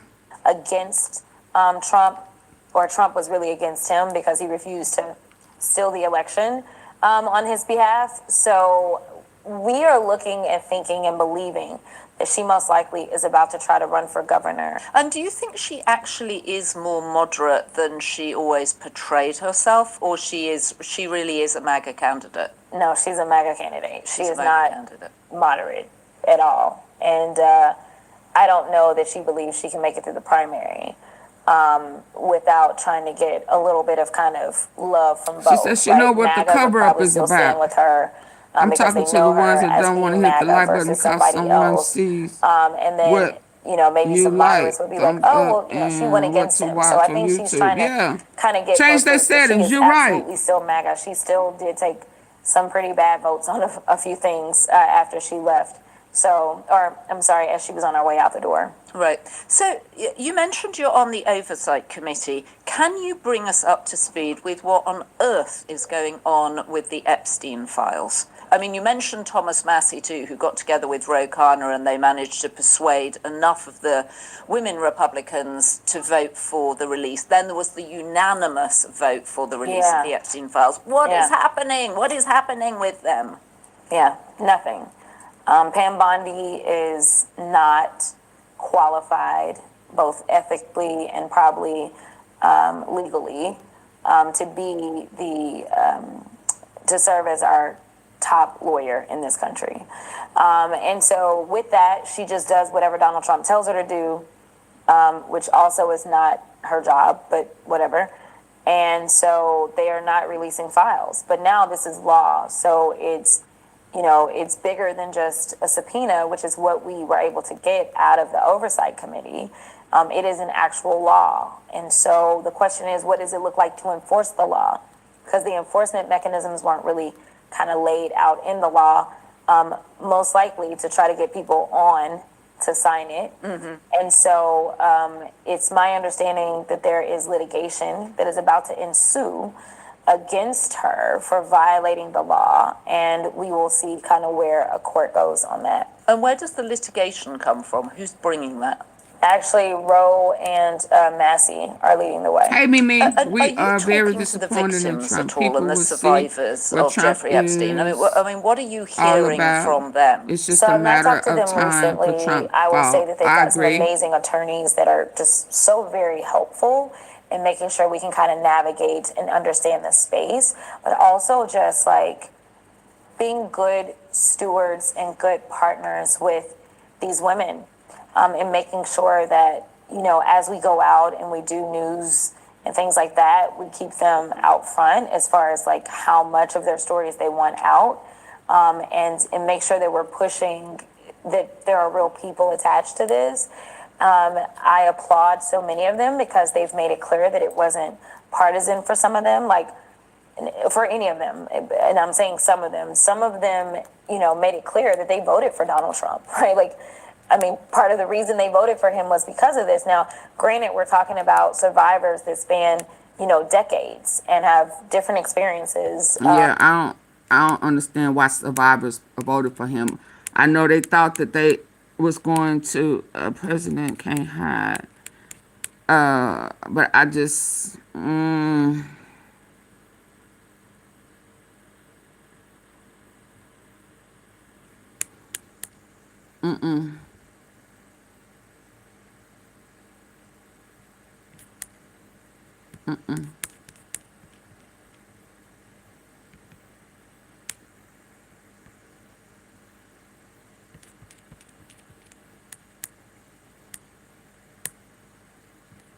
Affirmed that executive privilege and claims of absolute immunity, Donald Trump remains subject to the same legal scrutiny as any other citizen or former president. Oh, okay. As the Supreme Court has repeatedly affirmed, Donald Trump remains subject to the same legal scrutiny as any other citizen or former president, as the Supreme Court has repeatedly affirmed that executive privilege and claims of absolute immunity do not shield personal financial records from valid congressional subpoenas or prosecutorial inquiries when balanced against separation of powers principles.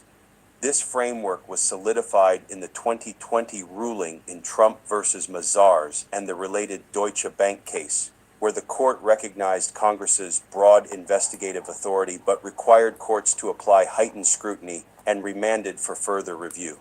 Lower courts later permitted limited production of records.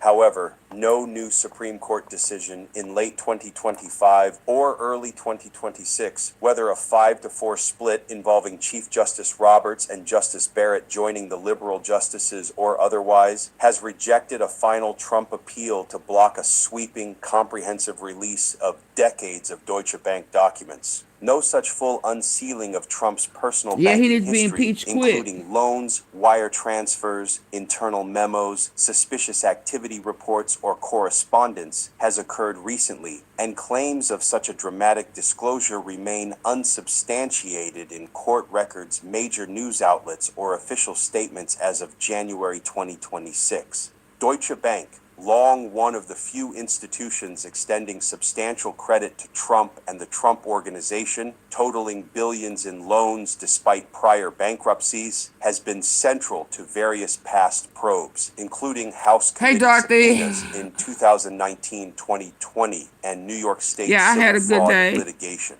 In those contexts, the bank complied with certain requests. How about you? I hope you had a good day as financial well. statements and materials Trump submitted for loan applications. But no massive public release has confirmed patterns of ignored compliance warnings, mirror trading schemes tied to Russian entities, unchecked high-risk loans approved by executives like Rosemary Vrablic despite federal alerts, or institutional complicity prioritizing a lucrative client relationship over anti-money laundering. Please hit the like button, While double the tap bank the has face of the faced screen. regulatory scrutiny and settlements, I gotta get the including for lights up Epstein before I go related to compliance the failures, assertions of systemic red flags specifically linked to Trump, such as billions in suspicious transfers, layering through shell companies, or unexplained foreign integrations, do not match verified disclosures from recent years. To the Charlie Kirk Similarly, stuff. no newly revealed $30 million wire transfer from Mar-a-Lago to a Jeffrey Epstein connected companies or unexplained Trump, such as billions in suspicious transfers, layering through shell or institutional complicity, prioritizing a lucrative client relationship over anti-money laundering protocols.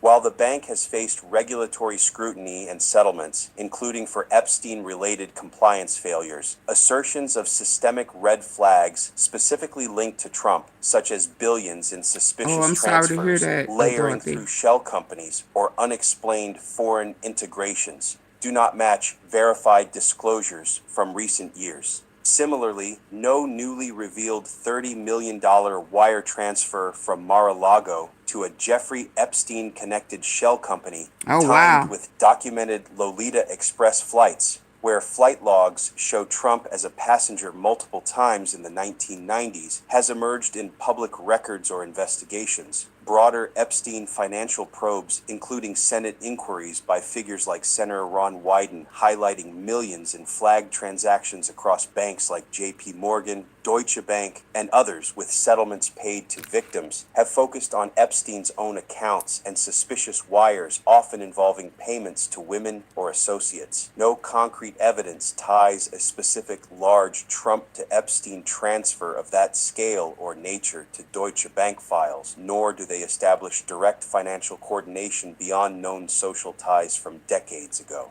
The Trump Organization has endured significant legal challenges, notably New York's civil fraud case finding deceptive practices in asset valuations used for loans, including from Deutsche Bank, resulting in liability and penalties, later adjusted on appeal. But no federal RICO charges have been brought portraying the organization as an ongoing criminal enterprise based on banking patterns, ignored warnings, Russian-linked trades, or Epstein connections. No intensive RICO review incorporating newly public Deutsche Bank materials, internal communications, or suspicious activity reports has led to indictments, asset seizures, corporate dissolution threats, or coordinated prosecutions against Trump, family members, or associates in 2026. The 25th Amendment has seen no invocation against President Trump in January 2026, with no bipartisan congressional support, including 31 Republican senators, cabinet declarations of inability, or scheduled transition at 6 Gauss dissolution threats, or coordinated prosecutions against Trump, family members, or associates in 2026. The 25th Amendment has seen no invocation against President Trump in January 2026, with no bipartisan congressional support, including 31 Republican senators, cabinet declarations of inability, or scheduled transition at 6 Gauss p.m. Eastern for Vice President J.D. Vance to assume acting presidential powers. Trump continues serving his second term without reports of formal proceedings. Public unrest driven by financial scandals, or institutional crises prompting such removal. Speculation about Vance or others using the amendment has appeared in opinion pieces, hypotheticals, and online discussions, but no actual action has materialized. Markets in early 2026 have experienced fluctuations tied to policy announcements, tariffs, economic indicators, and global factors, but no unprecedented Dow plunges, gold price spikes to record highs, international trading halts, or broad investor panic stem from a singular Trump-related financial disclosure, 25th Amendment process, RICO looming, or Deutsche Bank unsealing. Economic stability concerns persist amid governance debates, yet they reflect ongoing regulatory and political dynamics rather than a sudden profound crisis from newly exposed records. The constitutional system of checks and balances, judicial oversight, legislative investigations, and enforcement mechanisms continues to function, testing high-level conduct and promoting accountability where evidence warrants it. Decades of scrutiny into Trump's finances, Deutsche Bank ties, foreign influence questions, and related allegations have produced settlements, civil findings, and regulatory actions. But the sweeping narrative of immediate, irrefutable exposure leading to cascading legal, political, and economic consequences lacks foundation in the current factual record. Transparency and vigilance remain core to governance.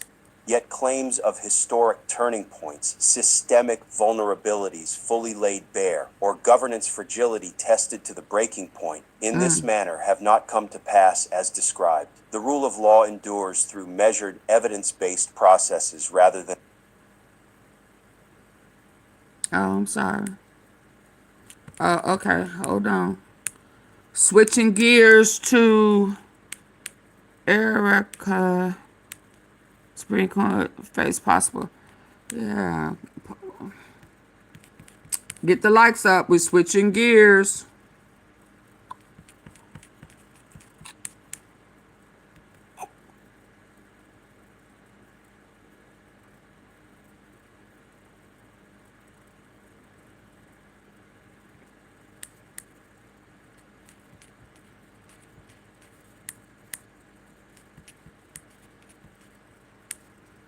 Get the likes up. Like, share, subscribe. Join the membership. Support the platform. Where's legal?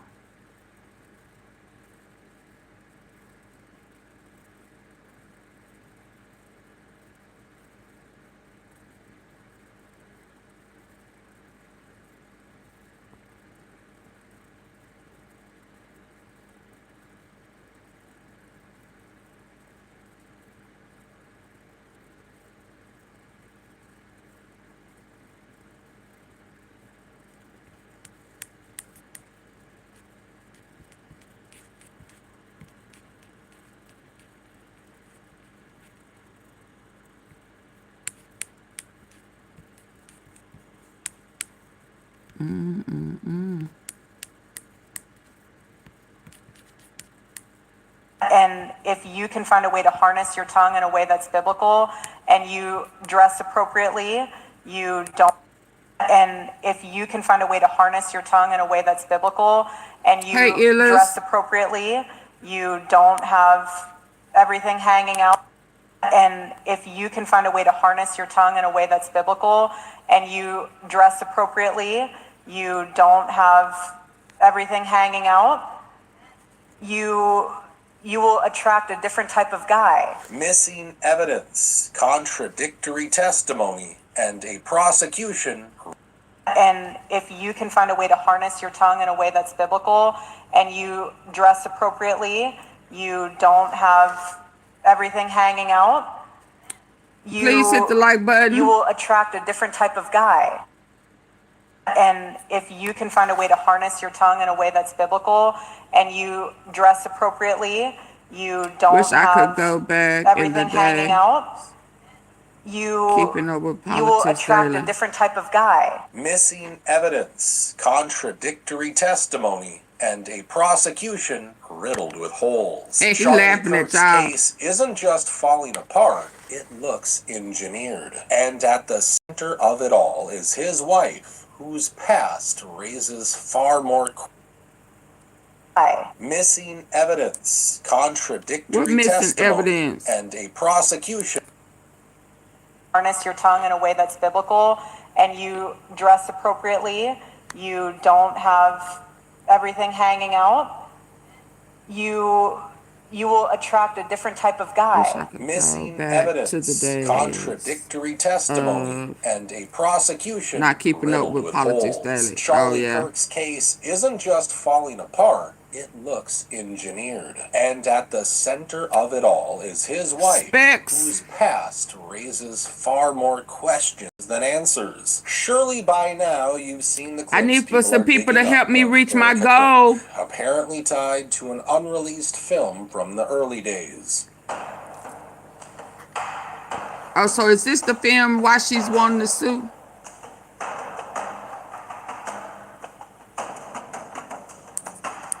Let's surface it again. What did she do in here? Ooh. Of Erika Kirk, apparently tied to an unreleased film from the early days.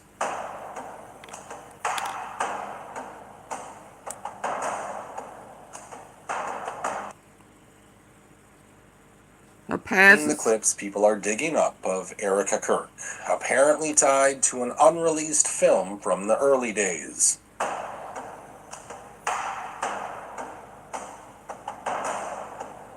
The world of 2020.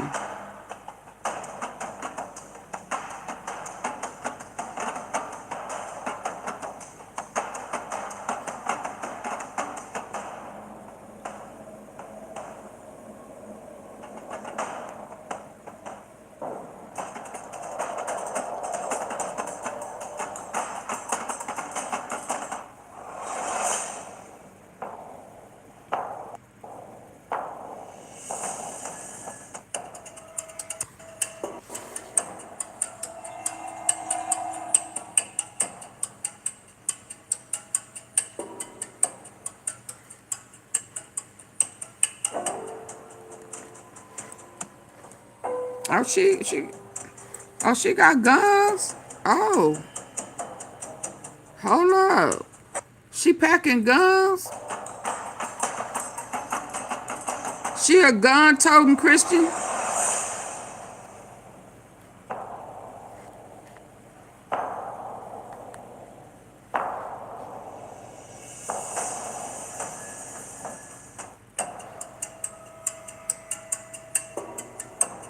Oh, she look evil.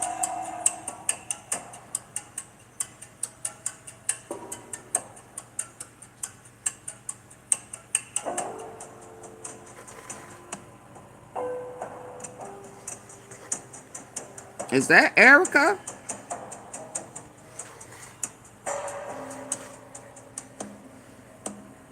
Is that the gun furniture business who's used on things move Charlie? fast. ZipRecruiter helps us hire qualified candidates Lord. to keep up. Oh, We had a Lord. project manager yesterday. We posted a job on ZipRecruiter. Oh, look. What? Erika? Gun toting? Ooh, what Bible is this?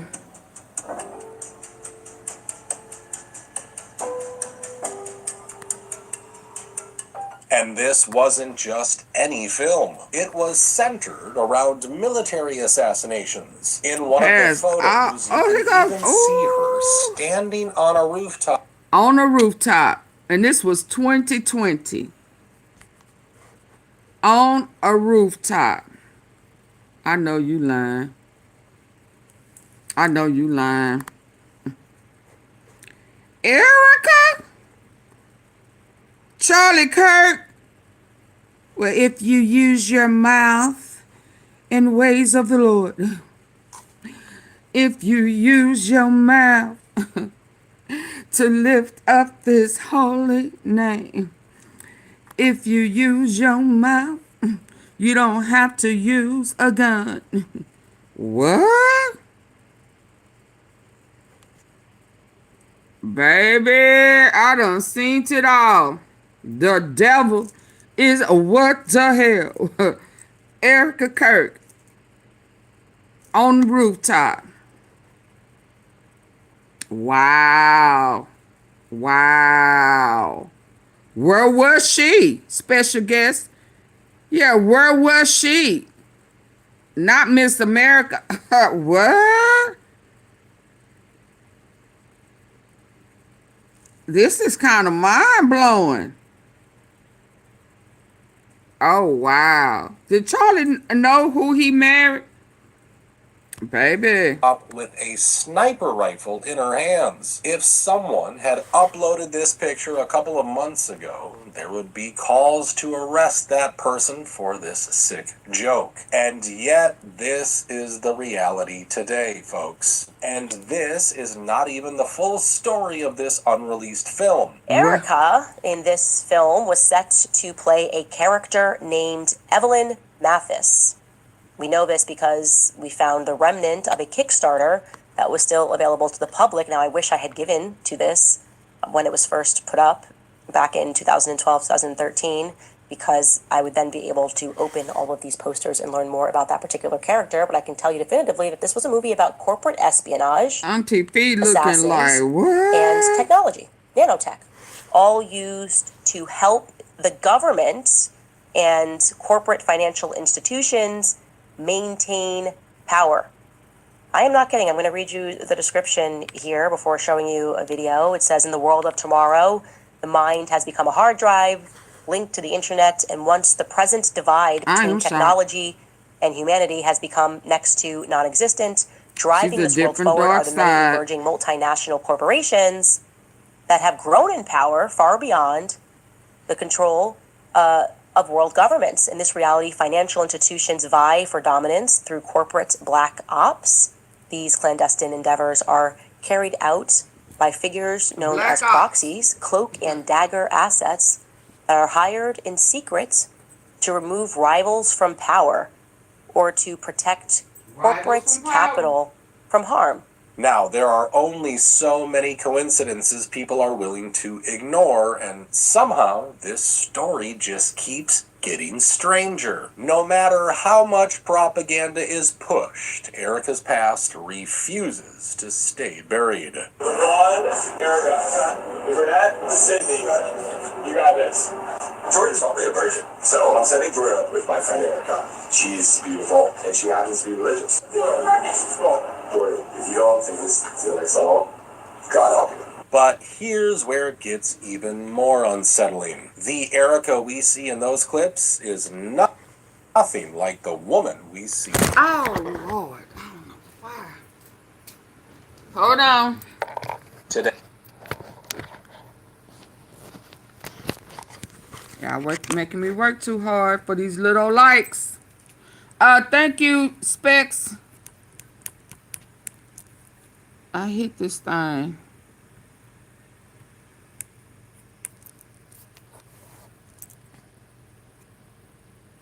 Y'all making me work too hard.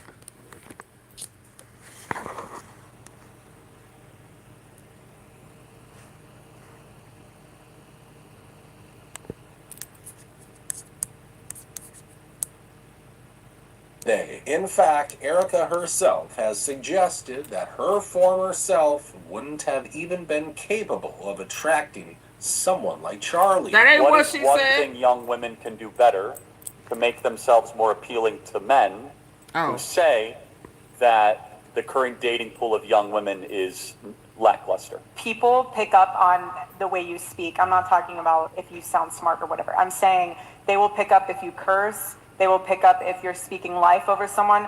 Men hate when women are gossiping. Literally, the fire behind your lips is so powerful. What you talking about? They gossip. If you can find a way to harness your tongue in a way that's biblical, and you dress appropriately, you don't have you had him everything hanging out. He didn't do a background check on you. You will attract a different type of guy. Be the type of woman, the godly woman that God needs you to be to attract the man that he made for you. This could also explain the strange marks that are spotted on her hands. Marks that some believe may have been tattoos, possibly removed shortly before she met Charlie. It's so easy to become a podcaster with Riverside.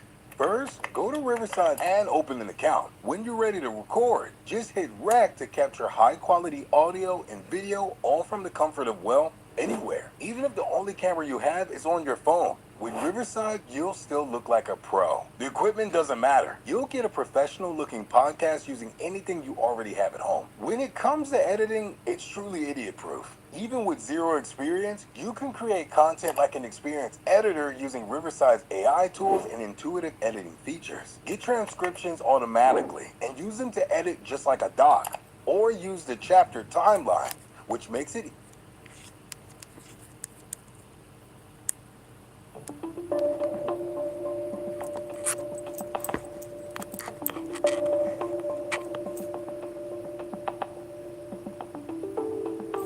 Is that a tap? Hold on. What are they trying to show her? Hold on. What is he trying Now, to... people are justified in looking into Erika's past, but we can't. Hold on. This could also explain these strange marks that are spotted on her hands. Marks that some believe may have been tattoos, possibly removed shortly before she met Charlie.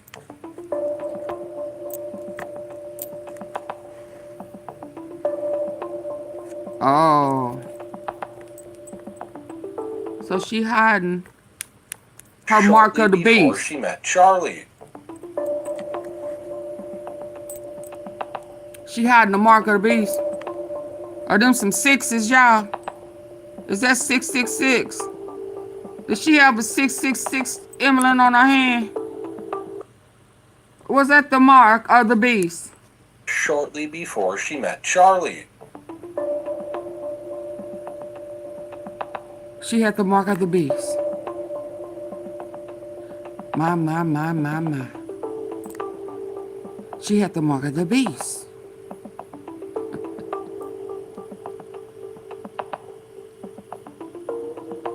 Now, people She had are the mark of the justified beast. in looking into Erika's past, but we can't lose sight of the real objective here. The goal has always been to find out what actually happened to Charlie Kirk. For a while, many believed that answers would finally emerge as Tyler Robinson's case moved forward. It's light. But that's not you know, really like Trump had that old white extra powder on his what actually happened to Charlie Kirk. For a while. Hold on, you can't see.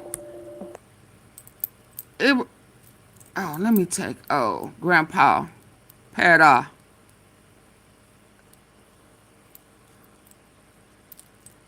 It was right here. It was something right there. Hold on.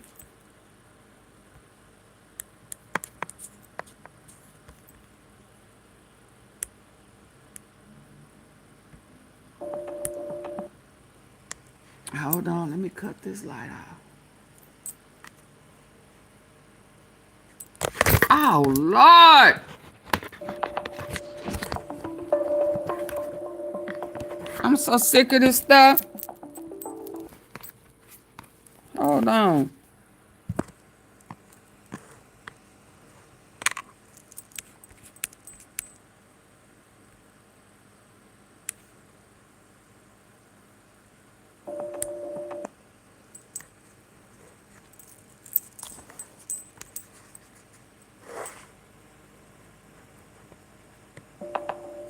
Yeah, it was right here.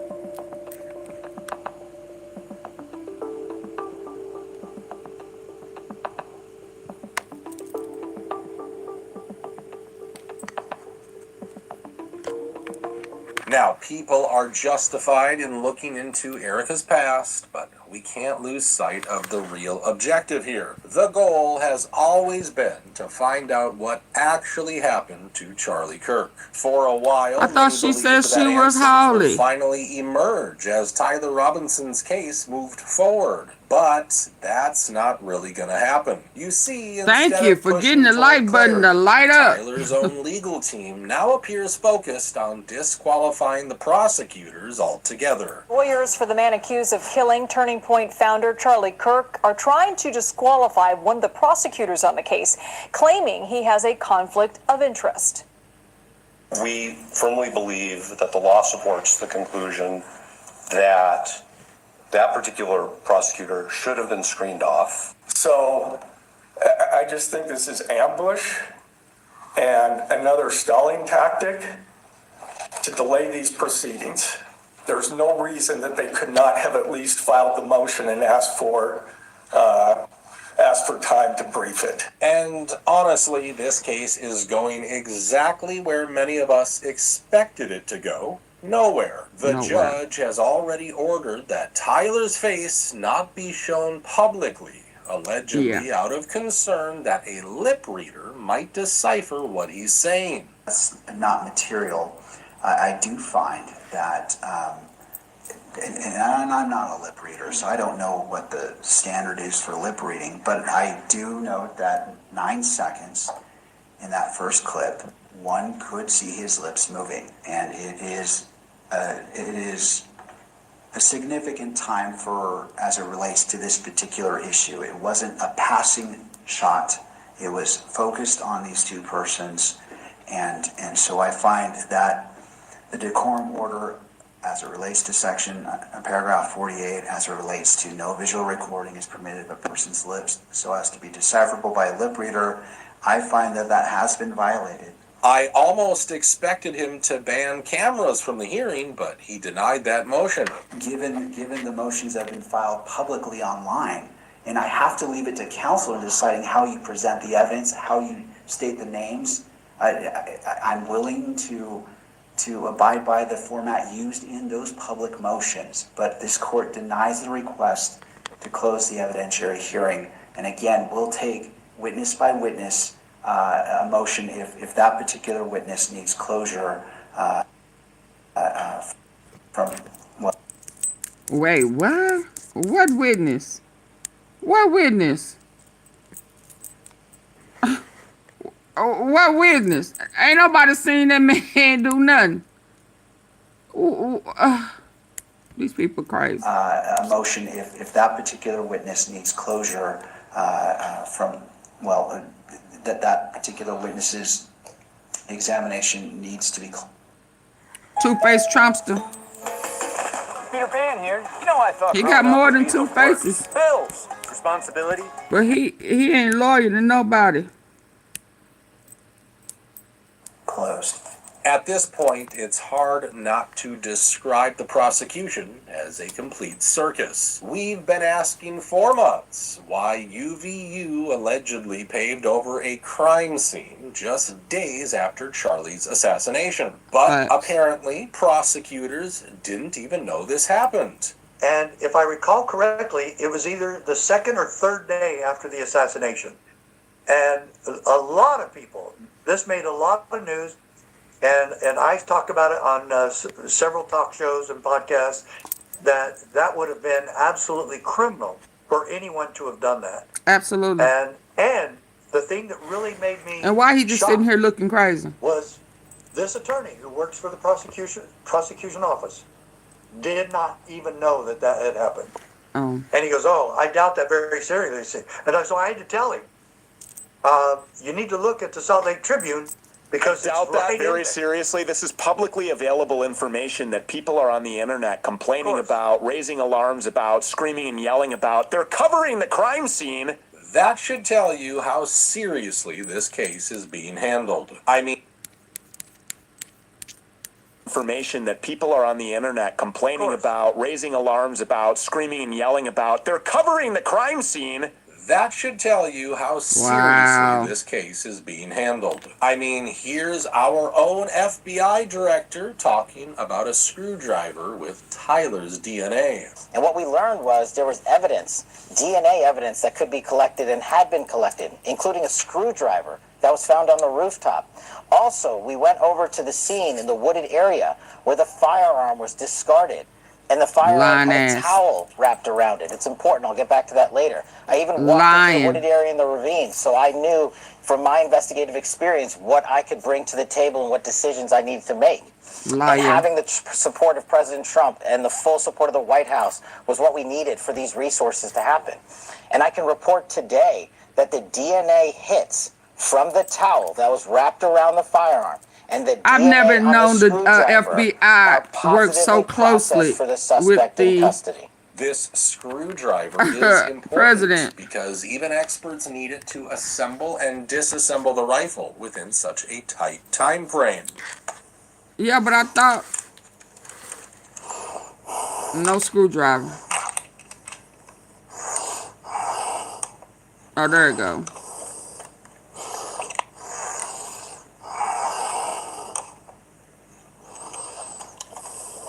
Look. And yet, somehow, this screwdriver never even appears in the indictment. That contradiction has never been explained. Instead, Kash Patel is saying stuff like this. The reality is, again, with social media, when you have hysterical conspiracy theories filling the void, you're harming Charlie and his family and a rightful prosecution of his alleged assassin who we have in custody, and rightly so, in my opinion. And if anyone helped him, do you think that we at this FBI are literally going to let them get away with it? Yes. Now, even though the hearings have provided very few answers, they've raised some deeply unsettling questions. For example, how did Tyler Robinson grow a new set of ears while in jail? And why does the man presented in court look so different? Oh yeah, he got you lying. He got some on his ear. He got some on his ear. Lord, he got some on his ear. See, this is why I be telling y'all to listen with your good ear. He got something with his ear. Oh, so this boy had something on his ear. He had a big old ass zit. He got a extra ear growing. What? He have an extra little ear that he don't have.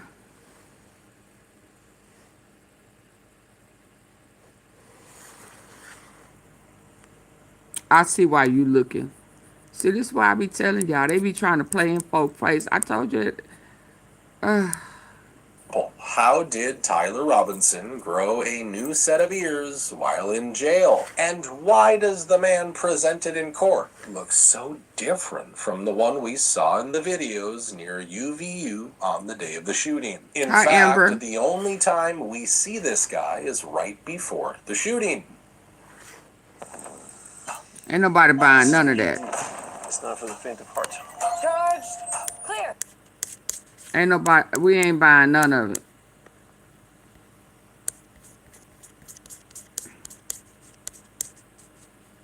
None of it.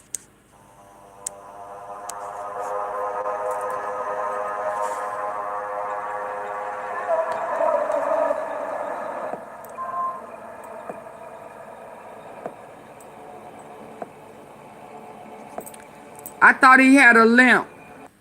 I thought when he was walking this way, he had on a burgundy,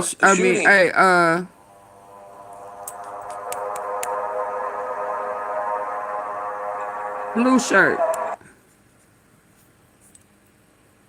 Only time we see this guy is right before the shooting.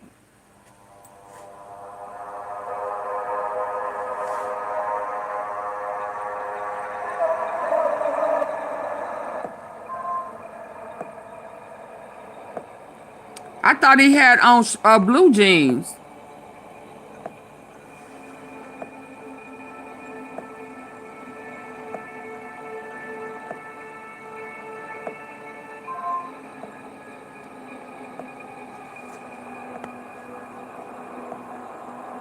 That. Even though he can't walk straight, he somehow managed to cover a significant distance and climb a long staircase in mere minutes. There's no way you're betting you're not. This is that security man. There's no way. There's no way you're not bending your leg. Walking up no steps. There's no way he had that rifle. There's no way he had that rifle hidden down his pant leg. Physically impossible. Okay? Walking up and down There's steps. just no way I could have a 30-06 up my pant leg going up these stairs. And after going to great lengths to conceal the rifle, we're supposed to believe he suddenly abandoned it in the bushes next to a busy road?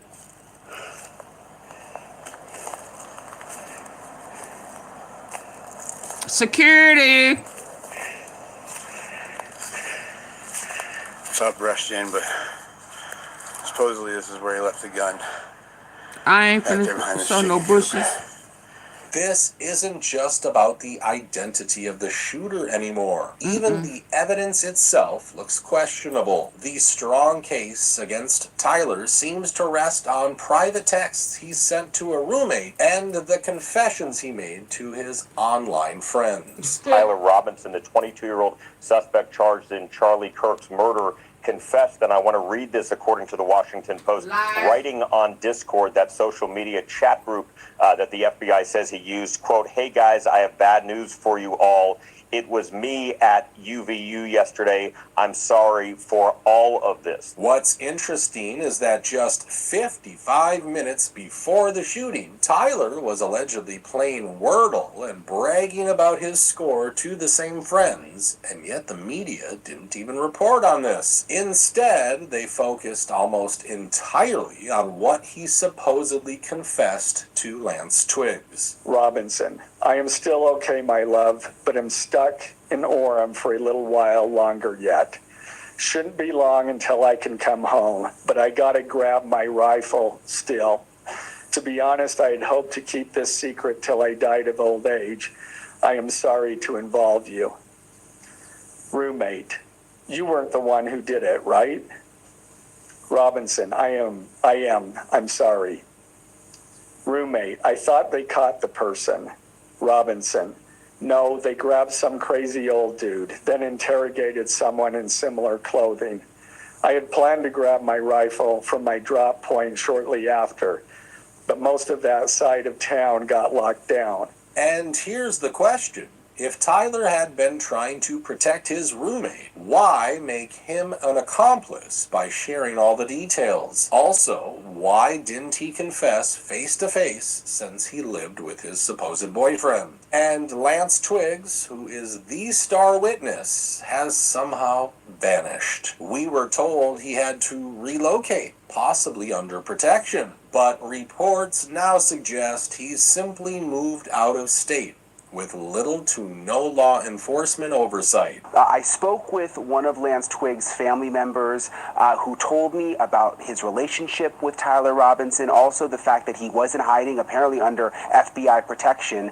That is no more. He is not being protected by the FBI anymore. And the family member actually casted some doubt about whether he will actually be cooperating with authorities moving forward. So the question remains, if this case is as airtight as we're told, why does it feel like it's being held together with duct tape? Harvard just revealed that this cocoa powder makes you harder to kill and harder to kill. 27% less likely to die and 80% improvement in morning wood. The study was done on 21,000 people, not on lab rats getting tiny, real humans not dying and doing the deed better. But don't take it from me. Let me show you a clip from Harvard scientist Dr. William Lee that actually backs this up. Cacao has been shown to actually double the number of stem cells flowing in your bloodstream just by having 2 cups of hot chocolate made with 80% high flavanol. Well, there was a study done at UCSF in San Francisco that looked at 60-year-old men with heart disease. So these are people whose blood vessels were already not doing so well, and their blood flow wasn't going so well either, and their blood vessels were kind of sick. That's kind of the definition of heart disease. By having the stem cells coming out, they were able to act. Isn't your kid's hot chocolate? Regular chocolate has 50 milligrams of dead flavanols. This black... Y'all hit the like button. They have no case. None. Hit the like button, please. Hit the 3 dots at the top right. They don't have no case.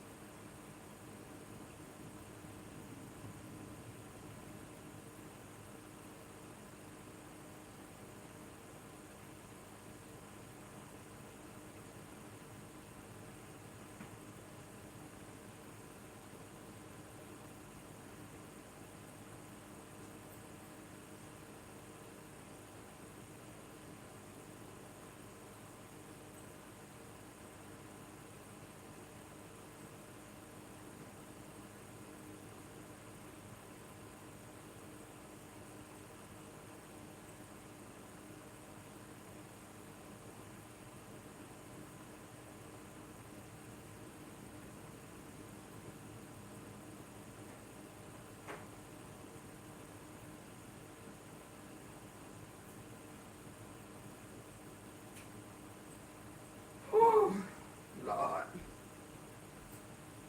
No case at all. No case. Hi, Randa.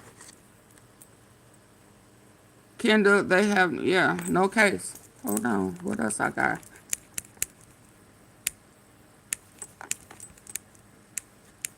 No case at all.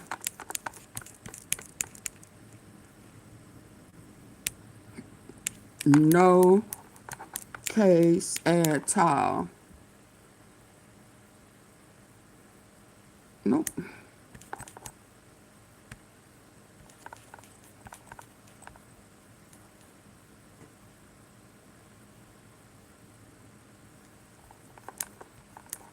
Okay, let me get to. Now they want to sue. Now they want to sue.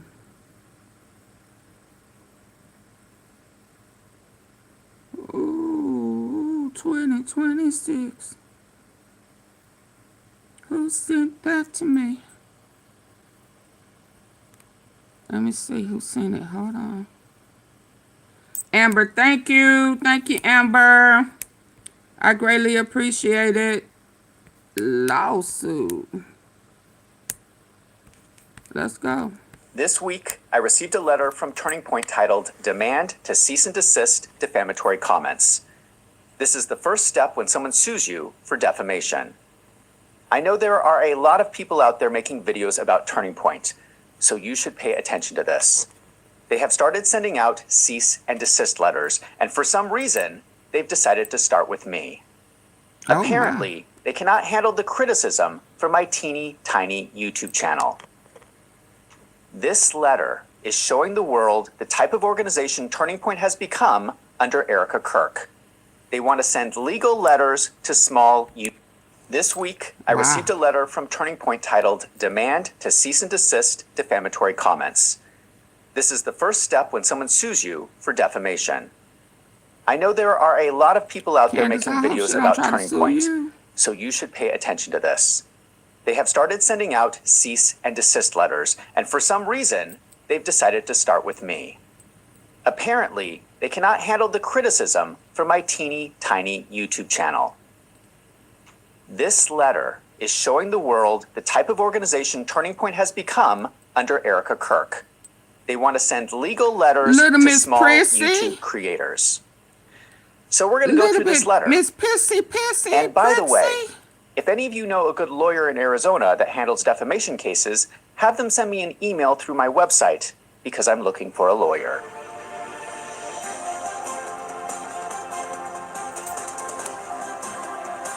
Ooh.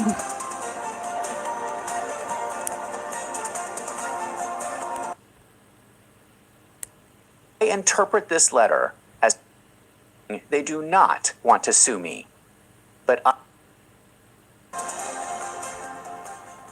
Turning Point states in the letter, Turning Point entities are not looking for litigation, rather their interest is in the truth and making sure the public record is accurate. The big one, so not they the are little claiming they do not want to sue me.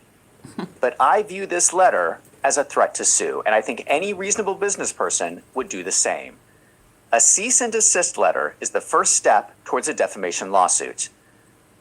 I interpret this letter as Turning Point telling me to shut my mouth or they're going to sue me.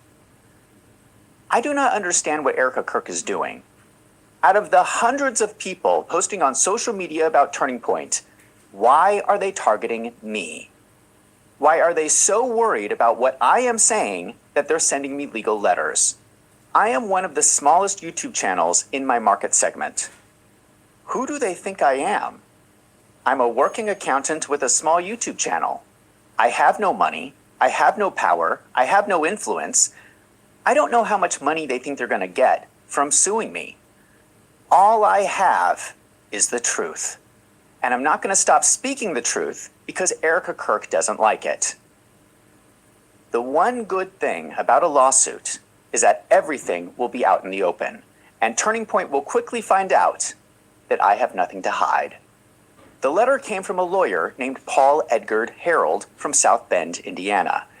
It seems like this is Turning Point's lawyer. I looked him up, and I cannot find that he has been admitted to the State Bar of Arizona in order to practice law in Arizona, so I'm not exactly sure how he's going to sue me in Arizona, but maybe he's working with other lawyers. In the letter, they order me to, please confirm that you will publicly correct your false statements immediately. This is not what I was going to talk about this week, but Turning Point is demanding that I communicate their statements publicly. So here we go. They include a whole list of statements they claim are false that I have made in my videos about Turning Point. Now, I'm not interested in spreading false information. So I'm glad that Turning Point reached out to me, because if I said something wrong, I am happy to correct it. So let us go through the statements where they have a problem. And you're going to want to hear this, because some of these are wild. On November 16th, I posted a video called Bombshell, Did Turning Point USA Commit Fraud? They say these are false claims. Charlie Kirk ordered a Doge-style audit that was never conducted. Here is my first problem with this letter. They do not include the actual quote that I said in the video. This is a paraphrased statement of what I said, and they are saying that the paraphrased statement is a lie. You have to tell me exactly what I said that was supposedly a lie, and they do this through the whole letter. So my request to this lawyer in future letters, because I'm assuming there's going to be more, please include the actual quote that I said so that I can respond to your accusation. But I'm going to at least try to interpret what they are saying. I spoke in my video about a memo that Charlie Kirk wrote 8 days before he was murdered. In the cease and desist letter, they say, indeed, Turning Point USA's COO announcement concerning the Doge effort never used the word audit. So this is breaking news. Turning Point's attorney has now confirmed that the Charlie Kirk memo is authentic. We now have legal confirmation this did happen. It seems like their problem with my video is that I called it a Doge audit, when in the memo it is written as Doge effort. So they want everyone to use the word effort and not use the word audit. This letter is seriously hurting my head. Whatever word you use, the memo is clearly talking about an evaluation of Turning Point. But we cannot use the word audit, we have to call it an effort, or they are going to sue you. The letter goes on to say, the announcement makes clear that Turning Point USA was doing what it has always pledged to donors, ensuring it was being efficient with its funds and time and making changes to foster greater efficiencies. Moreover, Turning Point USA hires a third-party audit firm to conduct an audit every year. This is all just their opinion. This is how they are interpreting Charlie Kirk's memo. They think that Charlie Kirk wrote this memo, and they think it means that they do not have to do anything. How convenient. They think that Charlie Kirk wrote a memo just to tell people to keep doing business as usual. Well, my opinion, and the opinion of many other people, was that Charlie Kirk's memo meant something different. This is not a statement of fact, it is an opinion. This is another problem I have with this letter. Most of the statements they mention are opinions, just like this one. If you are going to accuse me of defamatory statements, they need to be facts, not opinions. If I have a fact wrong, let me know and I will happily correct it. But I will not change my opinion of this memo to whatever you want.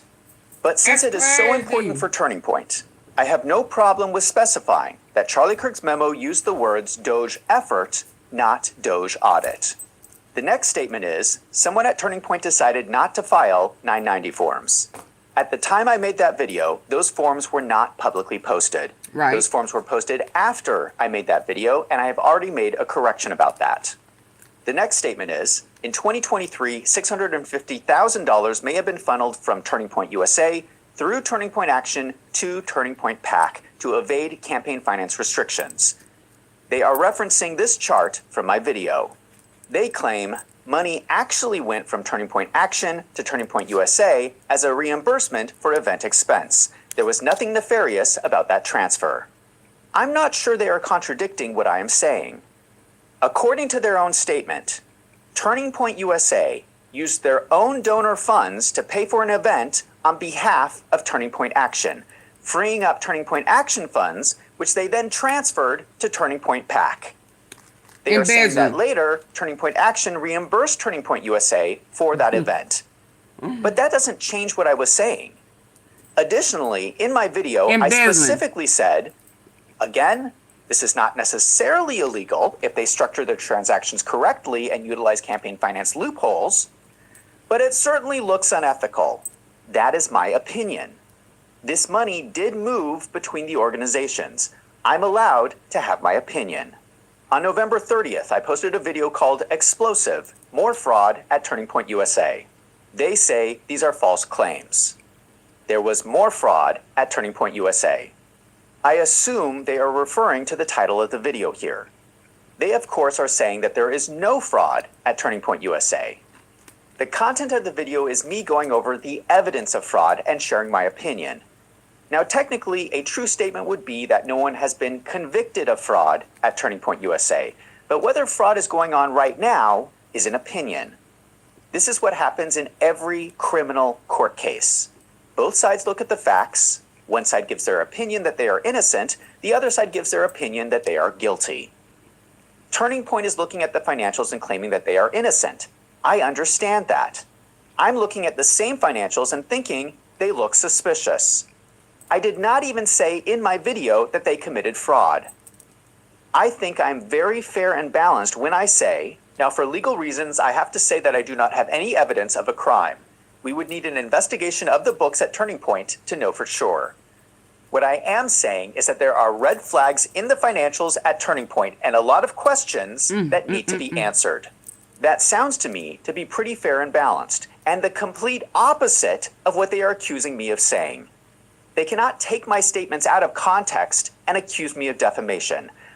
I have the right, as a journalist, to report on Turning Point's financials. Their opinion that they have not committed fraud is just an opinion. My opinion is that it looks suspicious. Now, it is nice that we have this letter with their official statements, but the letter does nothing to change my suspicions. It does not address most of my questions. Instead of answering my questions, it is the precursor to a lawsuit unless I change my statements. That does nothing to reduce my suspicions.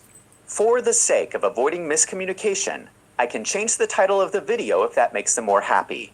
I already changed it from More Fraud at Turning Point USA to More Fraud at Turning Point USA, allegedly. The next statement is that America's Turning Point had ghost employees. The letter explains, America's Turning Point had 80 employees in FY23 and 108 in FY24.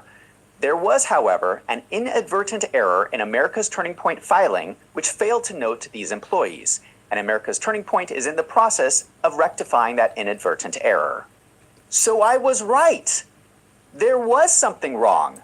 They did put incorrect information on the 990 form. There were missing employees they were not reporting. They have confirmed it. And just to be clear, this was not some minor mistake.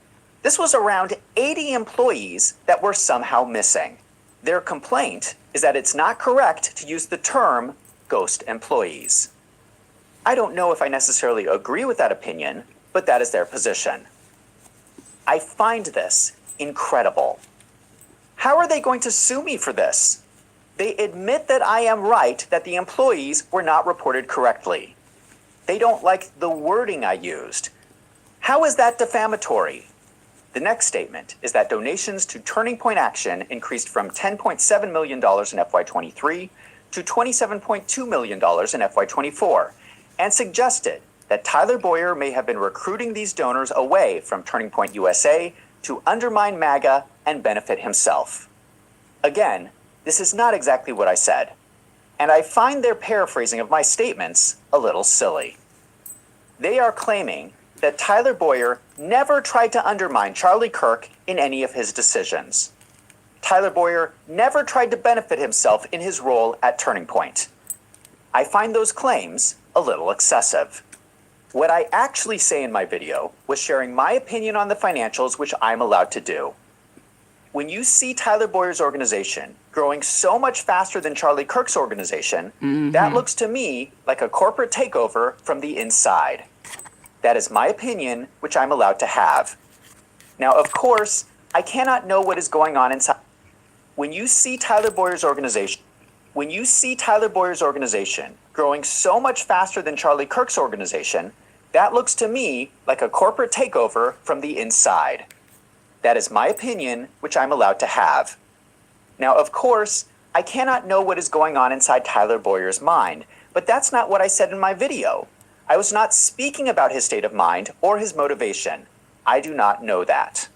The letter goes on to explain, that donors naturally direct more money towards election activities in election years, especially to organizations like Turning Point Action that can engage in lobbying and political activity during election years.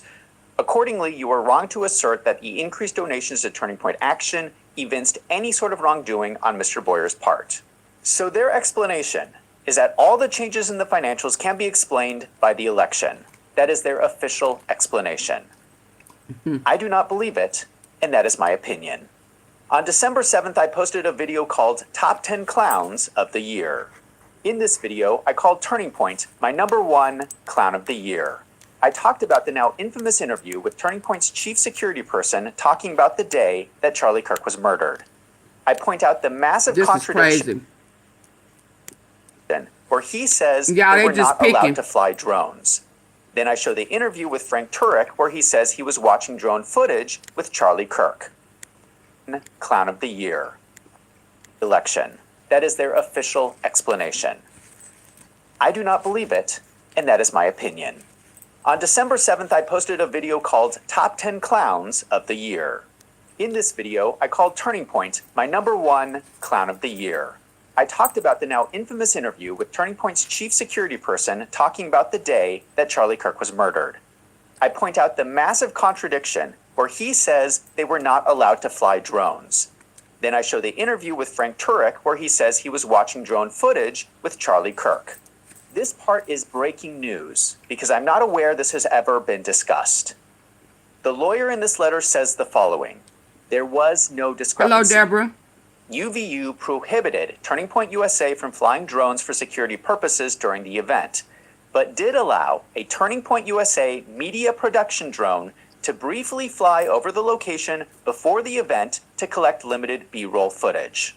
First of all, how could this be defamatory if I had no idea about any of this? Second, I find this explanation absurd. You are telling me that the security team was not allowed drones, but the media team was? That is the official explanation from Turning Point's lawyer. My honest opinion is I do not believe that. But if that did happen, that is really silly, and it may have cost Charlie Kirk his life. His life. On December 14th, I posted a video called Tim Pool Rants about Turning Point. They say these are false claims. Asking whether money sent to 110 LLC was to bribe Jay Kaufman. Again, that's not exactly what I said. They are complaining that I'm not allowed to ask questions. I cannot ask questions about 110 LLC. I cannot ask questions about Jay Kaufman. I think those are fair questions to ask, given that Turning Point sends them millions of dollars as one of their largest independent contractors. This is America. I'm allowed to ask questions. But I think it is fair for Turning Point to also state their official position. They claim Turning Point contracts with 110 LLC for legitimate services. The money you ask about is spent on marketing and advertising services. Any claim that it is a bribe is false. The second statement is asking why America's Turning Point lists its COO, Tyler Boyer, as an independent contractor. Again, they are saying I'm not allowed to ask questions. Does Turning Point see the irony in this? Charlie Kirk died under a tent with the slogan, "Prove me wrong." His whole college campus tour was about asking questions. Right. And now Turning Point is sending out legal letters to small YouTube channels accusing them of defamation for asking questions. I was asking the question why their COO was an independent contractor. I think that is unusual. That is my opinion. Turning Point is now stating their official position. America's Turning Point lists its COO as an independent contractor because his substantive role for America's Turning Point is more in line with the contractor classification. As he sees so it. this is new information. Right. Now we know Turning Point is intentionally But when doing it this. start getting real, This is not a mistake. They are intentionally classifying their COO as an independent They can't handle the contractor, truth. which means they are not withdrawing payroll taxes to send to the IRS. Now, if I were their CFO, I would not do this.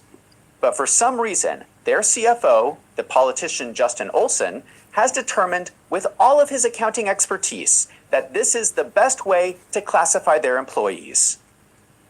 Whatever the reason, this is Turning Point's opinion about an IRS classification. It is not a statement of fact, and I'm allowed my own opinion. The letter also states, more generally, you have accused the Turning Point entities of being shell companies. This too is false. They are arguing about what can be defined as a shell company. They don't want anyone to call Turning Point's multiple organizations shell companies. Personally, I do not agree that it is an incorrect use of the definition. Turning Point is moving money between organizations like some kind of shell game. A shell game is a classic street hustle and magic trick. So in my opinion, I think it would be appropriate to call them shell companies. But if Turning Point is so upset about the word shell company, I have no problem calling them something else from now on. On December 28th, I posted a video called Shocking, Turning Point Fraud Gets Worse. They claim you recklessly repeated many of the previously described falsehoods and again directed viewers to the home address of Mr. Boyer, which has resulted in threats to Mr. Boyer's safety. Let me explicitly state that I condemn any violence, any threat, any harassment being sent to any employee at Turning Point. Do not even harass them on X.com. Do not retweet at them. Do not send them angry messages. Keep your comments in my comment section. Just for the record, I will repeat what I have previously said. And I have to tell people, please do not go to Tyler Boyer's house. That is not appropriate. I was in no way calling for violence against Tyler Boyer, and you are absolutely false in claiming that I was. You gave out his address? In the video, I blacked out Tyler Boyer's address, which I did not have to do. He put the address himself on a public document. That's not my fault. That's his fault. Right. Don't blame me when I have tried to protect his privacy. So that is the letter. There are more paragraphs of legal language that I skipped, but that is pretty much the letter. When the truth come out, I have to say that in general, most of the things they brought up were they be looking nitpicky for little a things. reason. Like they don't want me to use the word audit or the word shell company. Those are not even facts. But I am going out of my way to adjust for some of their requests. And I want to mention something else.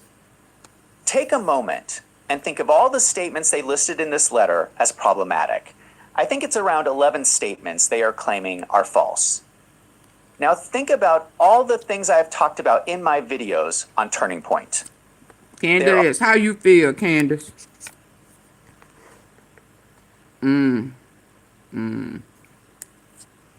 side eye. Yeah, the side eye. Okay. You giving it all the side eye. There are a lot of other things that I have said in my videos that were never mentioned in this letter. They did not say I got those statements wrong.